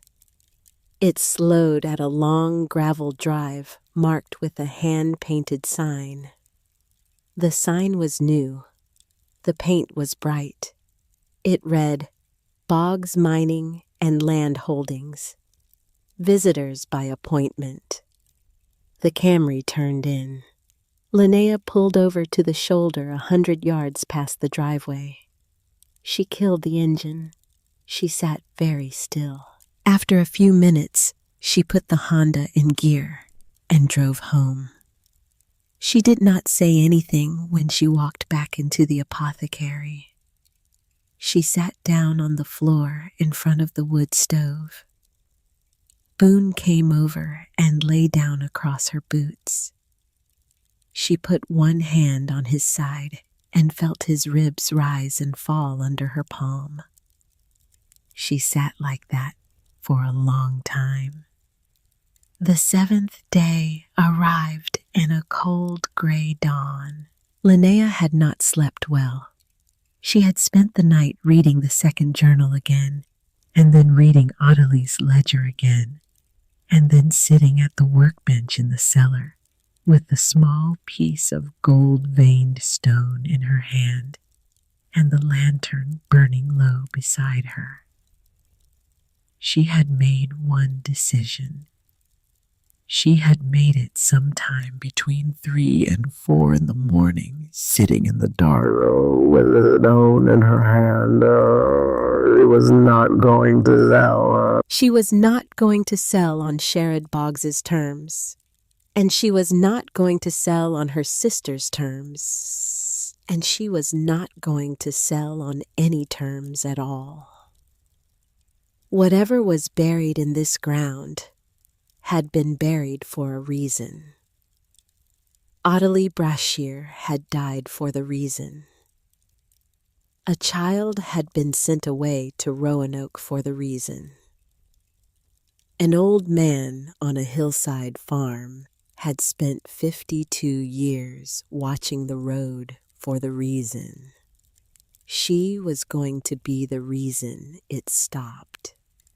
She did not know yet how, but she knew that. The deadline came and went without word from Sherrod Boggs. Noon passed. 3 o'clock. 5. The sun went down behind the ridge. The cold settled in. Linnea built up the fire in the wood stove and made a pot of coffee and sat down at the wooden table with the ledger and the journal and the photographs spread out in front of her. Boone lay across her feet. The knock came at 8:15. It was not at the front door. It was at the back. Boone was on his feet before Linnea was. He went rigid. The growl that came out of his chest was something Linnea had never heard from him before. It was not a warning. It was something older than a warning. It was the sound of a dog who had decided something. Linnea grabbed the iron poker from beside the wood stove. The back door of the apothecary had not been replaced yet. She had hung a sheet of plywood across the frame with a sliding bolt at the top and a hasp at the bottom. The bolt was thrown. The hasp was padlocked. She walked to the plywood. She stood 3 feet from it. She held the poker in her right hand. Boone stood beside her with his teeth bared. The plywood shook. Once, twice. Someone on the other side was throwing their shoulder against it. The hasp held. The bolt held. A third blow. The wood cracked along its lower edge. Linnea did not call out. She did not move. A 4th blow. The hasp tore loose from the frame. The plywood fell forward into the room with a heavy slap. A man came in over the top of it. He was wearing dark clothes. A black knit cap pulled low. A bandana over his face. He carried a knife in his right hand, a long, folding hunting knife with a blade the color of slate. He was not expecting the dog. Boone hit him in the chest before he was fully through the doorway. 70 pounds of muscle and bone driven by every instinct a plot hound had ever been bred for. The man went down sideways. The knife came around in a wild arc. Linnea heard the dog scream. It was a sound she would hear in her sleep for the rest of her life. She swung the poker. She did not aim. She swung with everything she had. The poker caught the man across the side of the head, and he went down on one knee, and she swung again, and he was on the floor. He scrambled. He came up with the knife still in his hand. There was blood on the blade. He ran. He went out through the broken plywood across the back lot into the dark behind the railroad depot. She heard his footfalls on the gravel. She heard the door of a truck slam somewhere up the lane. She heard the truck start. She heard it tear away. She did not chase him. Boone was on the floor. He was bleeding from a long gash across his ribs. He was trying to stand. He could not stand. His eyes were on her face. He was making a small sound deep in his throat. Linnea dropped the poker. She went to her knees beside him. "No," she said. "No, no, no, no, no, no, Boone, no." She pulled off her flannel shirt. She pressed it against the wound. The blood came through the cloth in seconds. She picked him up. He weighed 70 pounds. She did not feel the weight. She carried him out the front door across the gravel lane to the Honda. She laid him in the back seat. She drove to Dr. Hollis Renfro's house. She did not know the address. She had never been there. But she knew the clinic, and she knew Hollis lived above it. And she drove there with the gas pedal flat to the floor, and the Honda howling around the curves of Wyoming Street. And she leaned on the horn the whole way up the driveway. Hollis came out in a robe. She took one look at the back seat. She did not ask any questions. She helped Linnea carry Boone inside through the dark waiting room into the surgical room at the back. She turned on the lights. She pulled on gloves. "Stay out of the way," she said. Linnea stayed out of the way. She stood in the corner of the surgical room with her arms wrapped around herself and her flannel shirt soaked through with the blood of the only living thing in the world that loved her. She watched Hollis work. She did not pray. She had stopped praying a long time ago.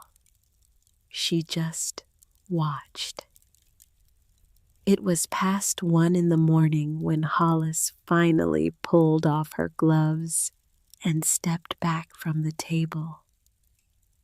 "He will live." Linnea did not move. She could not. The blade missed his lungs. It tore some muscle. He lost a lot of blood. He is going to be sore for a long time, and he is going to need rest. But he will live. Hollis looked at her across the table. Her face was tired. Her eyes were not. "Linnea, who did this?" Linnea did not answer. She walked over to the metal tray beside the operating table where Hollis had laid the bloody clothes and the contents of the man's pockets that had fallen out during the struggle. She had brought one of those things with her in her fist without remembering she had grabbed it. She opened her hand now. In her palm was a small metal pin. It had come off the collar of the man's jacket. It was the size of a quarter. It was enameled in green and black with a small white letter B in the center. The logo of Boggs Mining and Land Holdings. Linnea closed her fingers around the pin. She looked up at Hollis. "I know who did it." Outside, the wind moved through the dark hills above Welch. Somewhere up the ridge, an owl called twice and was silent. The 7th day was over. The war had begun. Linnea slept on the floor of the recovery kennel that night. She lay on a folded blanket beside the chain-link gate while Boone breathed in shallow, steady pulls under the heated lamp. His ribs had been shaved bare along the long line of stitches. A drainage tube ran out of the gauze and into a small bottle taped to the side of the kennel. Every 20 minutes or so, his eyes opened a slit and his amber gaze searched for her in the dim light. And when he found her, the eyes closed again. She did not sleep. She watched the slow rise and fall of his ribs, and she thought about Sherrod Boggs in his charcoal overcoat. She thought about his Cadillac Escalade. She thought about the small enamel pin clenched in her fist on the surgical table. She thought about the way her sister had driven straight from her front porch to the gravel drive of Boggs Mining and Land Holdings, and how Adair had not bothered to take a back road or pretend, because Adair had stopped being able to pretend a long time ago. She thought about calling the sheriff. She thought about it for a long time, lying on that folded blanket on the floor. She had grown up in Logan County in the same culture and the same hills, and she knew the way these things went. The sheriff of McDowell County was a man named Ladson Pell. He had been sheriff for 19 years. His campaign signs 4 years ago had been planted in front yards all over Welch, and Linnea had passed at least 3 of them on Boggs Mining and Land Holdings property on her way to the apothecary. Sherrod Boggs's father had pushed a woman down the cellar stairs in 1961 and called the sheriff and reported a fall. The sheriff in 1961 had taken his word for it. Linnea had no reason to believe that anything in McDowell County had changed in 63 years, except the names on the office doors. She was not going to call the sheriff, but she was not going to do nothing. Around 4 a.m, she sat up. She took out her phone. She had 2 bars of signal in the back room of the clinic. She typed the name Charleston Gazette Mail Investigative Reporter into the search bar. The first name that came up was a man called Easton Merle. He had a column. He had written a long piece in 2021 about insurance fraud in the coal fields. He had written another in 2023 about a public health agency that had buried a water study. The articles had teeth.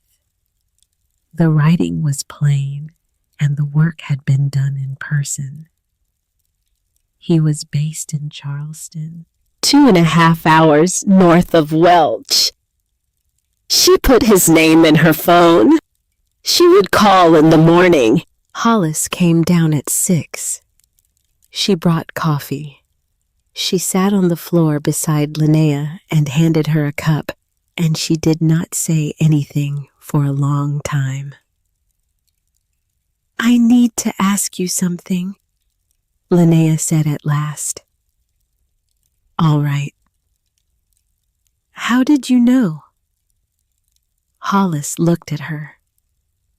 "That first day, when I told you about the apothecary, you asked me if I knew who used to own it. You knew about Ottilie. You knew about all of it." Hollis took a slow breath. She set her cup on the floor. "My grandmother grew up in Welch. She knew Ottilie Brashear. She used to take me down here when I was a little girl, before the building was sealed up, and we would walk past it on our way to the post office. My grandmother told me Ottilie was murdered. She told me everybody in town who was old enough to know knew. They knew, and they were afraid. and they kept their mouths shut. My grandmother told me when I was 16 years old. She made me promise that if anybody ever bought that building, I would help them. That was all she asked. Help them. So when you walked into my clinic with that hound and you told me you had bought the building on Depot Lane for $12, I knew what was coming. I just did not know who you were yet. Why didn't you say anything? Because it was your story, not mine. And because I have known Wendell Crisp my whole life, and he and I had agreed a long time ago that whoever came would have to figure out part of it on their own. Otherwise, they would not believe it. And if they did not believe it, they would not fight for it. Linnea looked at her cup. The coffee was very dark and very hot. Steam rose off the surface in a thin, straight line. I am going to fight for it. I know, Hollis said. She called Easton Merle at 8:15. He answered on the second ring. He had the voice of a man who had been awake for hours and had already drunk too much coffee. She told him her name. She told him she had bought a building in Welch. She told him she had reason to believe that a woman had been murdered on the property in 1961, and that the family of the man who killed her was still attempting to acquire the land for the same reason today. She told him she had documentation. What kind of documentation? A ledger, a child's journal written the day of the murder, a photograph, a map, a piece of stone. He was quiet for 2 seconds. What kind of stone? The kind that has gold in it. He was quiet for another 2 seconds. Where are you? Welch, McDowell County. I can be there in 3 hours. Don't come yet, she said. I need to do one more thing first.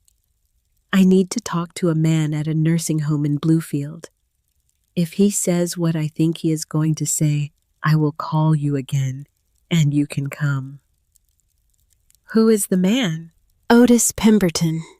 He is 91 years old. He was one of the people Ottilie Brashear treated in the 1950s. His name is in the ledger. He may have been the last person alive who knew her. All right, call me, day or night. She drove to Bluefield with Wendell Crisp in the passenger seat. Boone stayed at the clinic. Hollis had said he could come home in 2 days. Linnea had pressed her forehead against the chain link of the kennel before she left, and Boone had pushed his nose through the wire and breathed against her face, and she had said the only prayer she had said in 3 years. It was not addressed to anyone in particular. It was just please. Wendell did not say much on the drive. He sat with his big, calloused hands folded on his lap and watched the mountains go by. He was wearing a clean flannel shirt, and his beard was trimmed. He looked, Linnea thought, like a man who was about to attend a funeral, and was not entirely sure whose. The nursing home was a low brick building on a side street off Bland Street in Bluefield. Inside it smelled like floor polish and overcooked vegetables. A nurse in pink scrubs took them down a long hallway lined with framed prints of wildflowers. She stopped at a door near the end. "He's having a good morning," she said. "But he tires fast. You'll have maybe 30 minutes. She opened the door. Otis Pemberton was sitting in a wheelchair beside the window. He was a small man. He had been larger once. The flesh had gone from his arms, and the bones of his shoulders showed sharp through his sweater. His hair was white and very fine, combed neatly across the top of his head. His eyes were watery and blue and very alert. He looked up when they came in. He looked at Linnea for a long moment. Then he looked at Wendell. "You're Sayward Crisp's grandson." "Yes, sir." "You look like him through the eyes." "Thank you, sir." Otis looked back at Linnea. "And you? I do not know you." "My name is Linnea Thaxton. I bought the building on Depot Lane in Welch. I bought it 3 weeks ago." He held her eyes for a long count. His jaw worked. "Sit down," he said. They sat in 2 plastic chairs across from his wheelchair. Otis did not speak for a moment. He looked at his hands. They were folded on the blanket across his lap.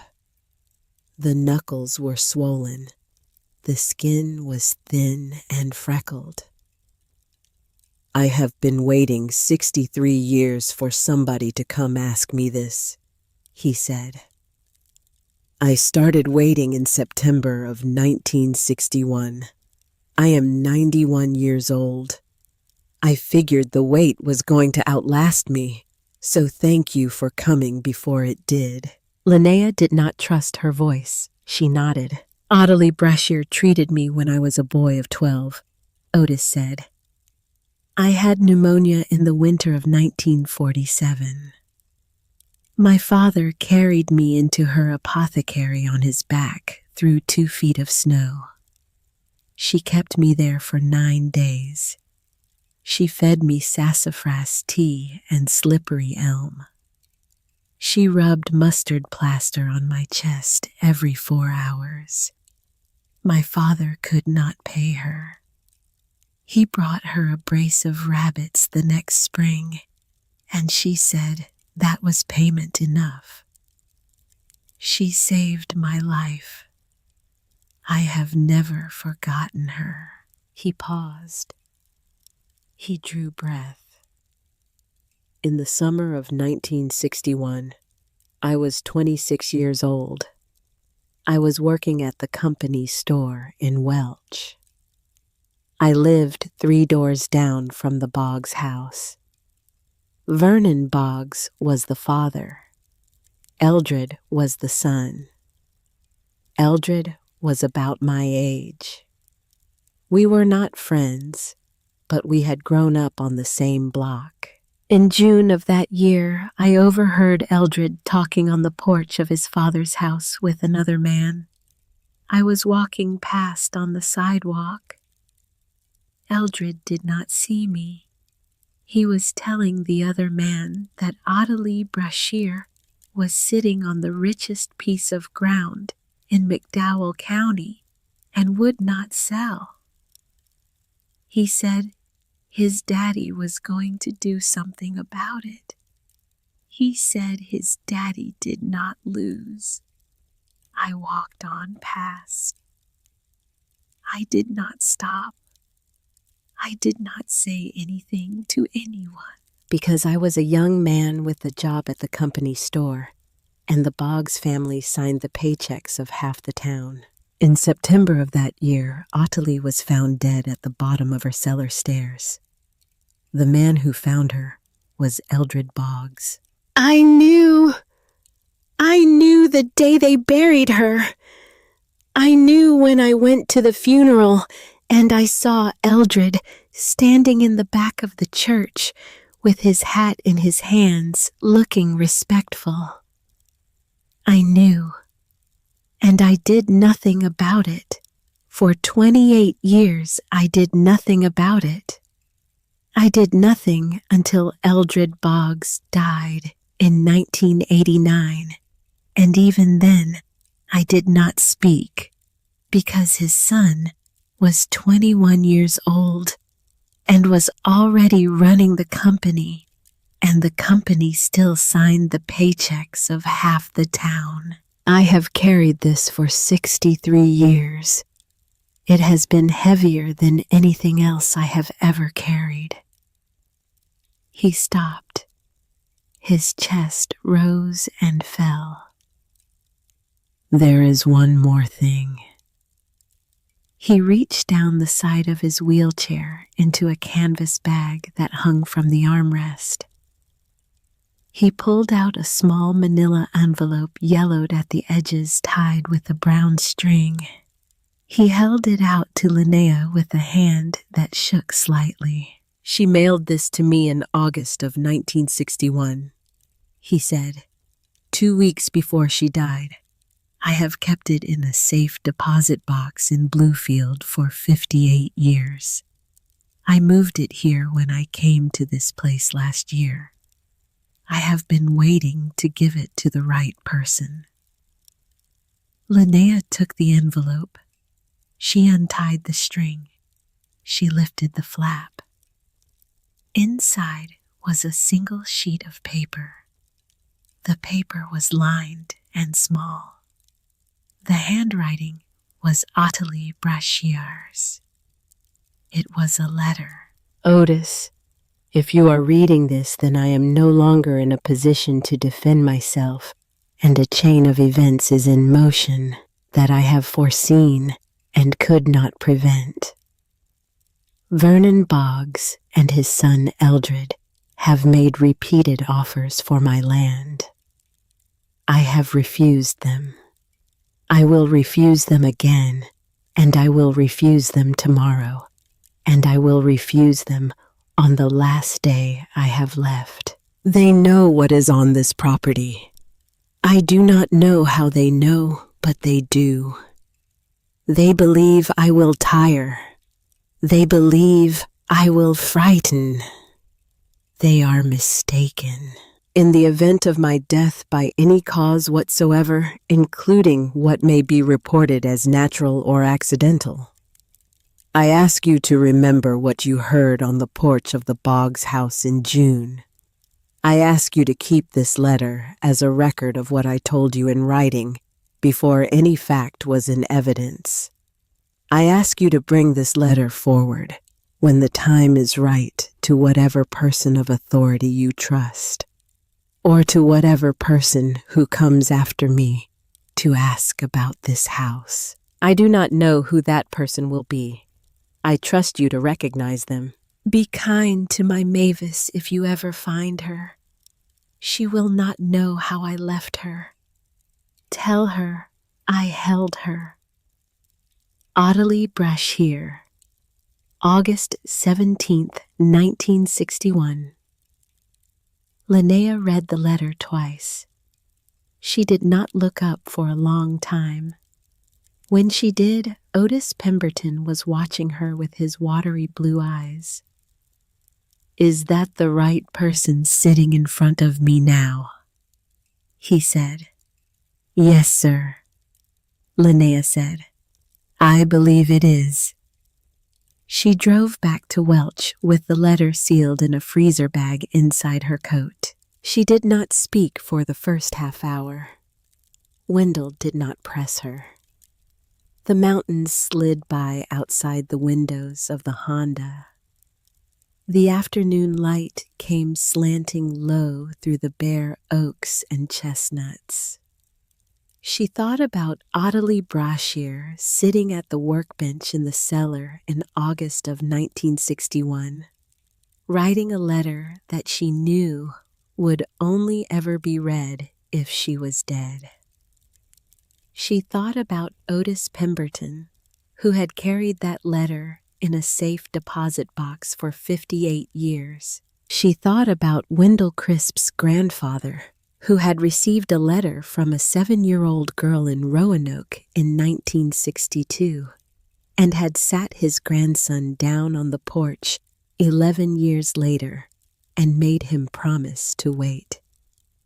She thought about Dr. Hollis Renfro's grandmother, who had told a 16-year-old girl in the back of a country kitchen that someday somebody would buy that building, and when they did, she should help them. There had been a chain. A long, quiet chain of mountain people, each of them holding one link, waiting through their whole lives for the next link to be placed. She was the last link. She was the link that closed the chain. She called Easton Merle from the parking lot of a speedway in Princeton. "I have it," she said. "I have everything. Come tomorrow." "Where do you want to meet?" "My building, 2 in the afternoon. Park behind the railroad depot, not on the lane. Don't tell anyone you are coming." "Understood." She drove on. The plan came together over the next 48 hours. Easton Merle arrived in Welch the next afternoon in a mud-splattered Subaru. He was a thin man in his middle 50s, with rimless glasses and a salt and pepper beard, and the careful, listening manner of someone who had spent 30 years writing down what other people said. He sat at Linnea's wooden table in the apothecary, and he read the ledger, and he read Mavis's journal, and he read the letter from Otis Pemberton. And when he was finished, he took off his glasses and rubbed his eyes for a long time. "This is going to be the story of my career," he said quietly. "I do not want the story yet," Linnea said. "I want the story after." "After what?" "After Sherrod Boggs says it himself." Easton put his glasses back on. "You are going to get him to confess." "I am going to try." She sat down across from him. She had thought about it through the long hours of the night before. She had thought about it lying on the floor beside Boone's recovery kennel. And she had thought about it driving home from Bluefield with Otis Pemberton's letter in her coat. And she had thought about it in the cold dark of the apothecary at 4 in the morning, with the wood stove burning down to embers. Sherrod Boggs had given her 7 days. The 7 days had passed without him hearing from her. He had sent a man with a knife instead. The man had failed. Boone had failed him, and Linnea had failed him. And now Sherrod Boggs would be waiting in his big house on the ridge above town, wondering what was happening. Wondering whether his man had left any evidence behind, wondering whether the girl with the Honda was dead in a culvert somewhere, or whether she was sitting in the apothecary writing things down. He was rattled. He had to be rattled. A rattled man would come to a meeting he should not come to if the meeting was offered in the right way. She would offer it. She would call him. She would tell him she had reconsidered. She would tell him she was prepared to sell. She would tell him she wanted to meet at the apothecary alone that night to discuss terms. She would tell him she wanted cash, not a check. And she would tell him she wanted to show him something in the cellar before they signed anything. He would come. He would come because he had been waiting his whole adult life for this property, and because he could not afford to send another man with a knife after the first one had failed, and because his pride would not let a 20-year-old girl sleeping in a Honda outmaneuver him. When he came, she would be wearing a small audio recorder taped to the inside of her bra strap. Wendell Crisp would be in the cellar behind the workbench with his grandfather's old 30-30 Winchester. Easton Merle would be parked half a mile away on a fire road, listening on a second receiver with a state trooper named Del Roby in the passenger seat. Trooper Roby was based in Charleston and was Easton's brother-in-law. He had agreed to come on his own time off the books because Easton had been very persuasive on the phone. The McDowell County Sheriff would not be told. Not until after. It was thin. She knew it was thin. A great deal of it depended on Sherrod Boggs being arrogant enough to say more than he should. It depended on Wendell Crisp's hands being steady. It depended on her own voice not shaking. But it was what she had. Easton looked at her across the table for a long moment. "You are 20 years old." "Yes." "You have been doing this kind of thinking for how long?" 3 weeks. He shook his head slowly. He almost smiled. "All right, Miss Thaxton. Let's go fishing." She brought Boone home the morning of the meeting. He could walk. He could not jump. His ribs were wrapped in a wide white bandage, and he had to wear a plastic cone around his head to keep him from chewing the stitches. He hated the cone. He looked at her through the clear plastic with deep, wounded reproach. She did not laugh because she did not want to hurt his feelings, but she came very close. She set up a bed for him near the wood stove on a folded comforter. She filled a water bowl. She crushed half a pain pill into a spoonful of peanut butter and held it out to him, and he licked it off her finger. He laid down on the comforter. He watched her move around the apothecary. She did not put the cone back on him after the peanut butter.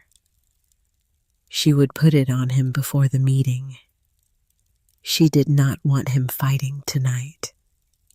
She called Sherrod Boggs at noon. He answered on the 3rd ring. His voice was smooth. It was very smooth. "Miss Thaxton, I had begun to wonder. I am ready to talk." "I am pleased to hear that." 250,000, cash, tonight, 8 o'clock, at the apothecary. I want to show you something in the cellar before we sign. A long pause. That is an unusual request. It is an unusual sale. There are things in this building that you should see before you own them. I am not going to drive them down to your office. You can come here, or you can let the offer stand, and I will sell to somebody in Lexington. A shorter pause.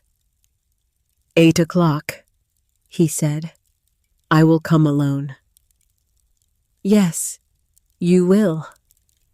She hung up. She sat at the table for a moment with the phone in her hand. Her pulse was beating in her throat. She set the phone down. She walked over to the wood stove, and she crouched beside Boone, and she put her hand flat on his chest, between his front legs where the bandage did not cover. She felt his heartbeat. I need you to stay here tonight, big man, she said. I need you to stay on this blanket. I need you to not fight anybody. Whatever you hear, you stay here. He looked up at her. His amber eyes were calm. She kissed the top of his head on the place between his ears, where the brindled fur was softest, and she stood up. 8 o'clock came. The Cadillac Escalade pulled up the gravel lane at 5 minutes past. Sherrod Boggs got out. He was alone. He was wearing the same charcoal overcoat. He walked up the path to the apothecary with the unhurried stride of a man who had spent his whole life walking through doors that did not say no to him. Linnea opened the door before he knocked. "Come in," she said. He stepped into the front room. She had cleaned it up over the past week. The counter had been wiped. The shelves had been dusted. A lamp burned on the table beside the wood stove. The room was warm. Boone was on his blanket beside the stove. He was wearing the plastic cone. He did not get up. He watched Sherrod Boggs come in, and a low sound built in his chest. But he stayed where Linnea had put him. Sherrod looked at the dog. He looked at the bandage on the dog's ribs. "Hunting accident," he said. "Something like that." "What a shame." "It is. Would you like to come downstairs?" She walked to the corner of the room. She pulled up the loose floorboards. She lifted the trapdoor. The lantern was already burning down in the cellar. The yellow light came up the stone steps and lit the underside of the apothecary floor. She gestured to Sherrod. "After you." He hesitated for a fraction of a second. He recovered. He smiled the smile that did not reach his eyes. He went down the stairs. She followed. The audio recorder was taped to the strap of her bra beneath her flannel shirt. The small green light on it had blinked 3 times when she had pressed the button in the bathroom an hour earlier. It was running. It had been running for 40 minutes already. In the cellar, the shelves were lined with jars. The brass scales sat on the workbench. The ledger was open on the bench beside the scales, the photograph of Ottilie and Mavis placed face up beside it. Sherrod Boggs stopped in the middle of the cellar. He looked around. He looked at the shelves. He looked at the ledger. He looked at the photograph. His face did not move. But something in him went still in a way that a person could feel from across the room. "Ottilie Brashear," he said. His voice was quiet. "Yes. You found her papers." "I found everything." "What is everything?" "Her ledger from 1924 to 1961. Her last entries describing the visits from your father. Her letter to Otis Pemberton describing the threats from your father. A journal kept by her foster child Mavis, written the day Ottilie died, describing what she heard from the back room while your father pushed Ottilie down these stairs. The testimony of Otis Pemberton, age 91, currently of Bluefield, who overheard your father planning Ottilie's removal on the front porch of your grandfather's house in the summer of 1961. She stopped. She let it sit in the air.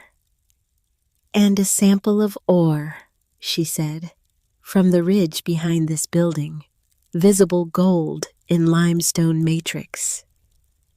Sherrod Boggs did not move. He stood in the middle of the cellar with his hands at his sides, and his charcoal overcoat hung from his shoulders, and the lantern light cut shadows under his eyes. "You are an unusual young woman," he said. "So I have been told.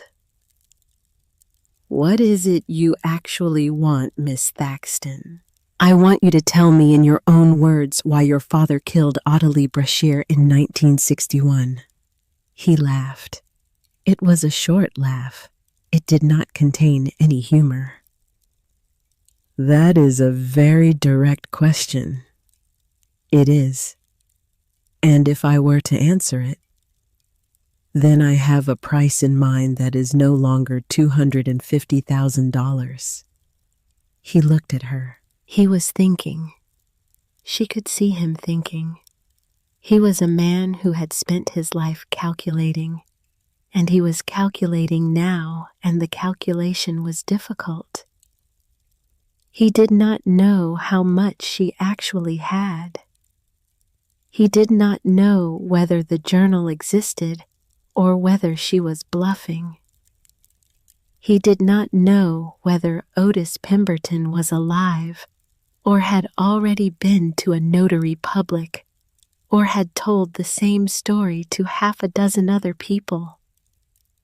He had to find out. He took one step forward. My father, he said slowly, did what was necessary to keep this family in the position it has held in McDowell County for 3 generations.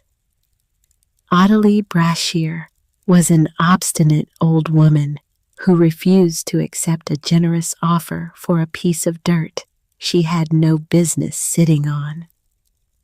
My father gave her every chance. He came to her with respect. He came to her with money. He came to her finally in the cellar of her own home on a Thursday morning in September, and he asked her one last time. She refused him one last time. What happened after that was a matter of momentum. It was not planned. It was unfortunate. It was the natural conclusion of a long negotiation that she had refused to bring to a reasonable end. He paused. He was breathing slightly faster. I have known about the gold since I was 12 years old. My father told me on his deathbed. He told me to wait. He told me the building would change hands eventually, and when it did, I was to acquire it by whatever means were available. I have been waiting for 37 years. I am tired of waiting. The price I am willing to pay you for what you have just shown me is $500,000 and your silence. That is double my original offer. It is more money than you will ever see again in your life. Do we have a deal? The lantern flickered. Linnea looked at him across the cellar. She felt the small green light blinking against her rib cage. No, she said. His face changed. It was a very small change. The muscles around his mouth tightened. The pupils of his eyes shrank by a fraction. The smile, which had not actually been a smile, dropped away entirely. He reached inside his overcoat. What came out of the coat was small and dark and shaped like a hand. Linnea heard Wendell crisp before she saw him. The hammer of the 30-30 Winchester drew back with a sound that filled the cellar. Set it down on the floor, Mr. Boggs. Sherrod froze. Wendell stepped out from behind the wooden partition at the back of the cellar.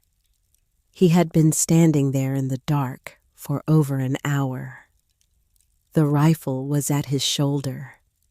It was steady. You set that thing on the floor and you kick it toward the wall. You do it now. Sherrod did not move. Above them in the apothecary, Linnea heard a sound she had not been expecting. It was the sound of a dog moving. It was the sound of 4 paws on a wooden floor of a body coming up off a blanket, despite the stitches of a creature who had decided that a promise to lie down had been canceled by the sound of his person being threatened. Boone came down the stone steps. He came down them slowly. He had the cone still around his head. The bandage was still wrapped around his ribs. He moved like an old man, but he moved. He stopped at the bottom of the stairs. He looked at Sherrod Boggs. He bared his teeth. The growl that came out of him was the same sound that had come out of him the night the man with the knife had broken through the back door. Sherrod Boggs set the gun on the cellar floor. He kicked it toward the wall. It came to rest against the base of the shelving. He raised his hands very slowly. Linnea reached inside her shirt. She pulled the small audio recorder free of the bra strap. She held it up so he could see it. The green light blinked. You have just confessed to felony conspiracy to commit theft attempted second-degree murder by hired agent of 2 nights ago at the back of this building and accessory after the fact to the murder of Ottilie Brashear in 1961, she said. Her voice was steady. She had not known it would be steady. Trooper Del Roby of the West Virginia State Police is parked half a mile up the fire road. He has been listening to everything. He is now on his way here.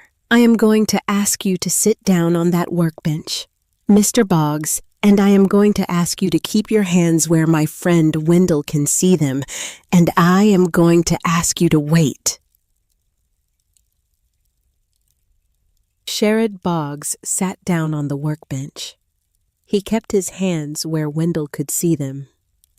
Boone watched him. They waited. The sirens came 12 minutes later. There were 3 vehicles. One was a state police cruiser. One was an unmarked sedan. One was an ambulance because Easton Merle had thought to call one in case anyone had been shot. No one had been.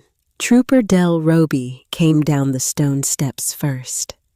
He was a tall, broad-shouldered man in his middle 40s with a graying mustache and very calm eyes. He nodded at Linnea. He took the audio recorder from her hand and bagged it. He took the pistol from the cellar floor and bagged it. He read Sherrod Boggs his rights in a low, steady voice, and he put a pair of handcuffs on him. And he walked him up the limestone stairs and out of the apothecary and across the gravel lane and into the back of the cruiser. The McDowell County Sheriff was not present. Trooper Roby had spoken with the office of the West Virginia State Police Superintendent that afternoon. The arrest was being handled by the state, and the McDowell County Sheriff would not be informed until Sherrod Boggs was already in a holding cell at the state barracks in Princeton. Easton Merle stood in the doorway of the apothecary, taking notes in a small notebook. He looked up when Linnea came up the stairs. He did not say anything. He just nodded at her once. She walked outside. The night was cold. The sky over the ridge was full of stars. The Cadillac Escalade still sat at the end of the gravel lane with its door open. Trooper Roby had told her another unit would tow it in the morning. She walked over to Wendell Crisp. He was standing on the porch with the rifle resting butt down against his boot. His face was tired. His eyes were not.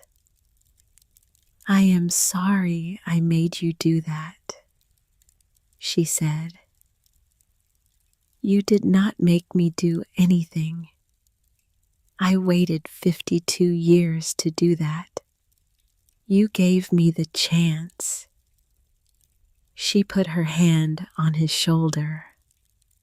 He covered her hand with his own. The skin of his palm was rough and warm. The story broke in the Charleston Gazette-Mail 4 days later. Easton Merle wrote it in 11,000 words. The headline ran across the top of the Sunday edition. The Woman Under the Floor, a 63-year murder, a hidden vein of gold, and the young woman who refused to run. It was picked up by the Associated Press within 24 hours. It was picked up by the New York Times the day after that. By Friday of the following week, it was the most read piece of investigative journalism in the state of West Virginia for the entire year, and Easton Merle was being interviewed on 3 different national radio programs. Linnea did not give interviews. She gave one short statement on Easton's recommendation to the Charleston paper. She said that what had happened in McDowell County was about more than gold and more than a single murder. She said it was about the long memory of mountain people and the patience of people who keep watch for one another across generations. She said the building belonged to Ottilie Brashear and would always belong to her, and that she, Linnea Thaxton, was only the caretaker. That was all she said. After that, she stopped answering the phone. Sherrod Boggs was indicted on 6 counts. The most serious of them was felony conspiracy to commit murder. The state of West Virginia could not charge him with the killing of Ottilie Brashear because his father had committed that act in 1961, and his father had been dead since 1989. But the audio recording from the cellar, combined with the man Trooper Roby's office picked up in Princeton 3 weeks later, was enough to put Sherrod Boggs in front of a grand jury and then in front of a judge. He pled guilty in a plea agreement 7 months later. He was sentenced to 22 years in the Federal Correctional Institution at Hazleton. His company was placed into receivership. His holdings were liquidated to pay civil judgments. The McDowell County Sheriff, Ladson Pell, did not run for re-election. The ridge behind the apothecary was surveyed in the spring by the West Virginia Geological and Economic Survey. The vein was confirmed. It ran in a narrow seam through the limestone for approximately 420 feet. The estimated value, if extracted, was somewhere between $14 and $19 million. Linnea did not extract it. She placed the entire ridge and the apothecary and the lane behind the railroad depot into a conservation trust she created with the help of Harker Doyle, the legal aid attorney in Charleston. The trust was named the Ottilie Brashear Land Trust. Its charter forbade any extractive mining of any kind in perpetuity. The land would stand. The mountain would keep what the mountain had kept for 10,000 years. She kept the apothecary. The ginseng broker, a woman named Rowan Kettleman from Charleston, came down to Welch in April. She appraised the 34 ceramic crocks of dried wild ginseng. She helped Linnea sell 20 pounds of it through a network of buyers in Lexington and Asheville. The sale brought $31,000. Linnea bought a new roof for the apothecary. She had the wiring brought up to code. She had a real wood stove installed with a chimney that drew clean. She had the plumbing connected to the town water. She built a sleeping loft above the back half of the building, using reclaimed chestnut beams that Wendell helped her haul down from an old barn on the Crisp farm. She kept the cellar exactly as Ottilie had left it. The 247 jars still stood on their shelves. The brass scales still sat on the workbench. The soapstone mortar and pestle still rested on the bench beside the ledger. She set $5,000 aside for Wendell Crisp's animal rescue. She set $2,000 aside for Hollis Renfro's clinic. She set $5,000 aside for a scholarship fund at New River Community and Technical College in Beckley for students aging out of foster care or leaving difficult homes. She told Boone about the scholarship as she filled out the paperwork at the wooden table beside the wood stove. "Somebody should get a head start that I never got," she said. He thumped his tail against the floor as if he agreed completely. Adair came to see her one last time. It was late summer. The dogwoods had stopped blooming. The air on the porch was warm and heavy and smelled like cut grass. Adair drove up alone. No lawyer, no husband, no Toyota Camry. She arrived in an older car, a small blue Hyundai with one cracked tail light. She got out slowly. She walked up the path. She stopped at the foot of the porch steps. Linnea was sitting in a wooden chair on the porch with Boone at her feet. She did not stand up. Adair looked older. The pressed cream blouses were gone. She was wearing jeans and a plain gray t-shirt, and her hair was loose around her shoulders. She had been crying. The skin around her eyes was puffy. "I lost the job," she said. "I figured." "He fired me the day after the story broke. He said I had been compromised. He said I had drawn attention to him. He said it was my fault." "It was not your fault." "Yes, it was." Adair sat down on the porch step. She did not look at Linnea. She looked at the gravel of the lane. "I owed him money from 3 years ago, from before all of this. He helped me out of a thing once, and I was paying him back in information. I did not know he was going to send anybody after you. I swear to God I did not know that. I did not know about the gold. I did not know about Ottilie Brashear. I just knew you had bought a building and he wanted it, and I told him what you were finding, and I told myself it was no different than what I did for closings every day at the title company." "It was different." "I know. You knew it was different the whole time." "I know." They sat in the silence for a long minute. The wind moved through the herb bundles under the eaves. "Mama wants to call you." "No." "Lynn." "No, Adair. I am not having that conversation. Not today, not next month, not next year. Mama chose Royce. She chose him over me when I was 9 years old, and she chose him when I was 12, and she chose him when I was 15, and she chose him on the night I walked out of that house with $83.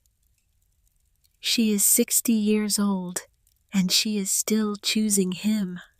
She does not get to call me because there is a newspaper story and a possible payday at the end of the line." Adair began to cry. She did not make any noise. She just sat on the step with the tears running down her cheeks. and she nodded. I do not know what to do, Lynn. Mama chose Royce, Linnea said quietly. You chose money. I chose the dog. It turned out the dog was the right choice. Boone lifted his head at the sound of his name. He looked at Adair. He did not growl. He did not show his teeth. He just looked at her with his quiet amber eyes, and he laid his head back down on Linnea's boot.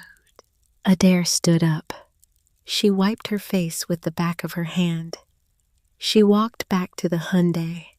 She stopped at the door. I am sorry. I know you are. Will I ever see you again? Linnea thought about it for a moment.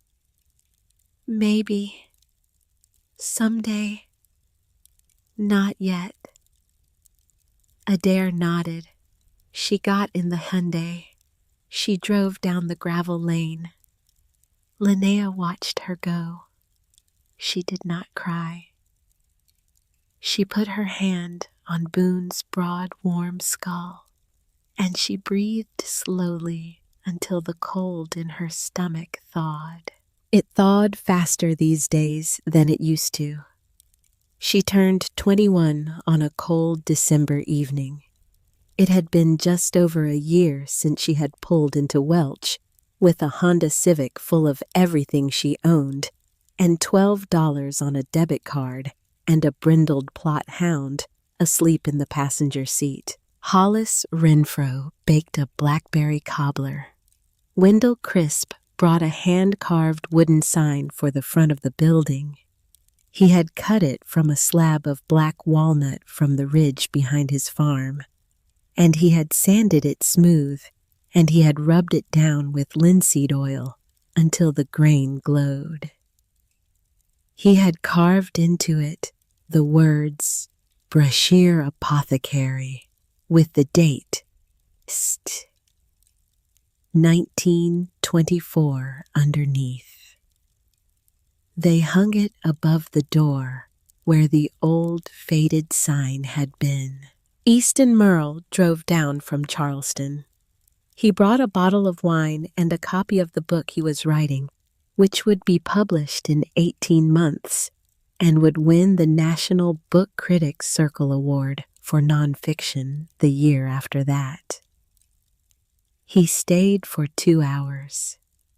He hugged Linnea before he left. He had become, over the course of the year, something like an uncle. Otis Pemberton was driven down from the nursing home in Bluefield by his great-nephew. He sat in the wooden chair beside the wood stove with a quilt across his lap, and he watched the others move around the room. He spoke very little. He did not need to. He had said what he had needed to say. At one point, he held out his hand to Linnea. She came over and crouched beside the chair. He took her hand in his. His skin was very thin. She could feel the bones of his fingers through it. "Thank you," he said, "for coming when you did, for letting me put it down." "Thank you for keeping it for so long," she said. He smiled. He closed his eyes. He died 3 weeks later in his sleep in the nursing home in Bluefield. Linnea drove up for the funeral. There were 40 people there. She had not expected 40. She sat near the back with her hat in her hands, and she listened to people she had never met say his name. After everyone left the apothecary on the night of her 21st birthday, she stood in the doorway and looked out at the mountains. The tug fork was somewhere down in the dark. Wood smoke rose from her chimney behind her. The air tasted like cedar and dried lavender and the cold sweetness of winter coming. The shelves inside held 247 jars of medicine. A woman named Ottilie Brashear had gathered them from these mountains. She had spent her whole life healing people who could not afford to be healed by anyone else. She had died in 1961 with a child she had taken in from the mines and a secret she had kept for 19 years. She had sealed the knowledge in a cellar and trusted the building to keep it safe until someone came along who needed it. It had taken 63 years. Linnea looked down at Boone, who sat beside her in the doorway with his brindled coat catching the last copper light of the porch lantern. His notched ear gave him a lopsided look that she loved. His amber eyes held the evening and they reflected it back. "You found all of this," she said to him softly. "You scratched that floor every morning until I paid attention."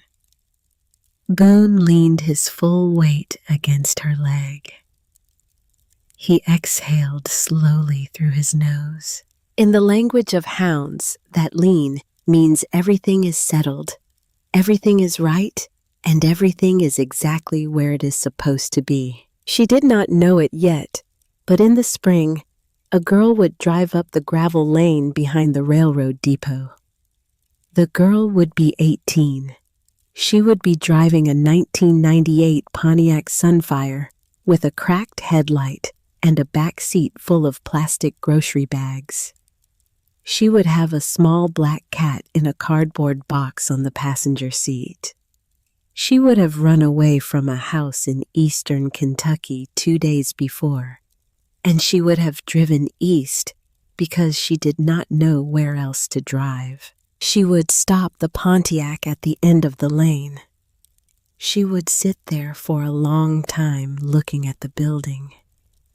The black walnut sign would catch the morning light.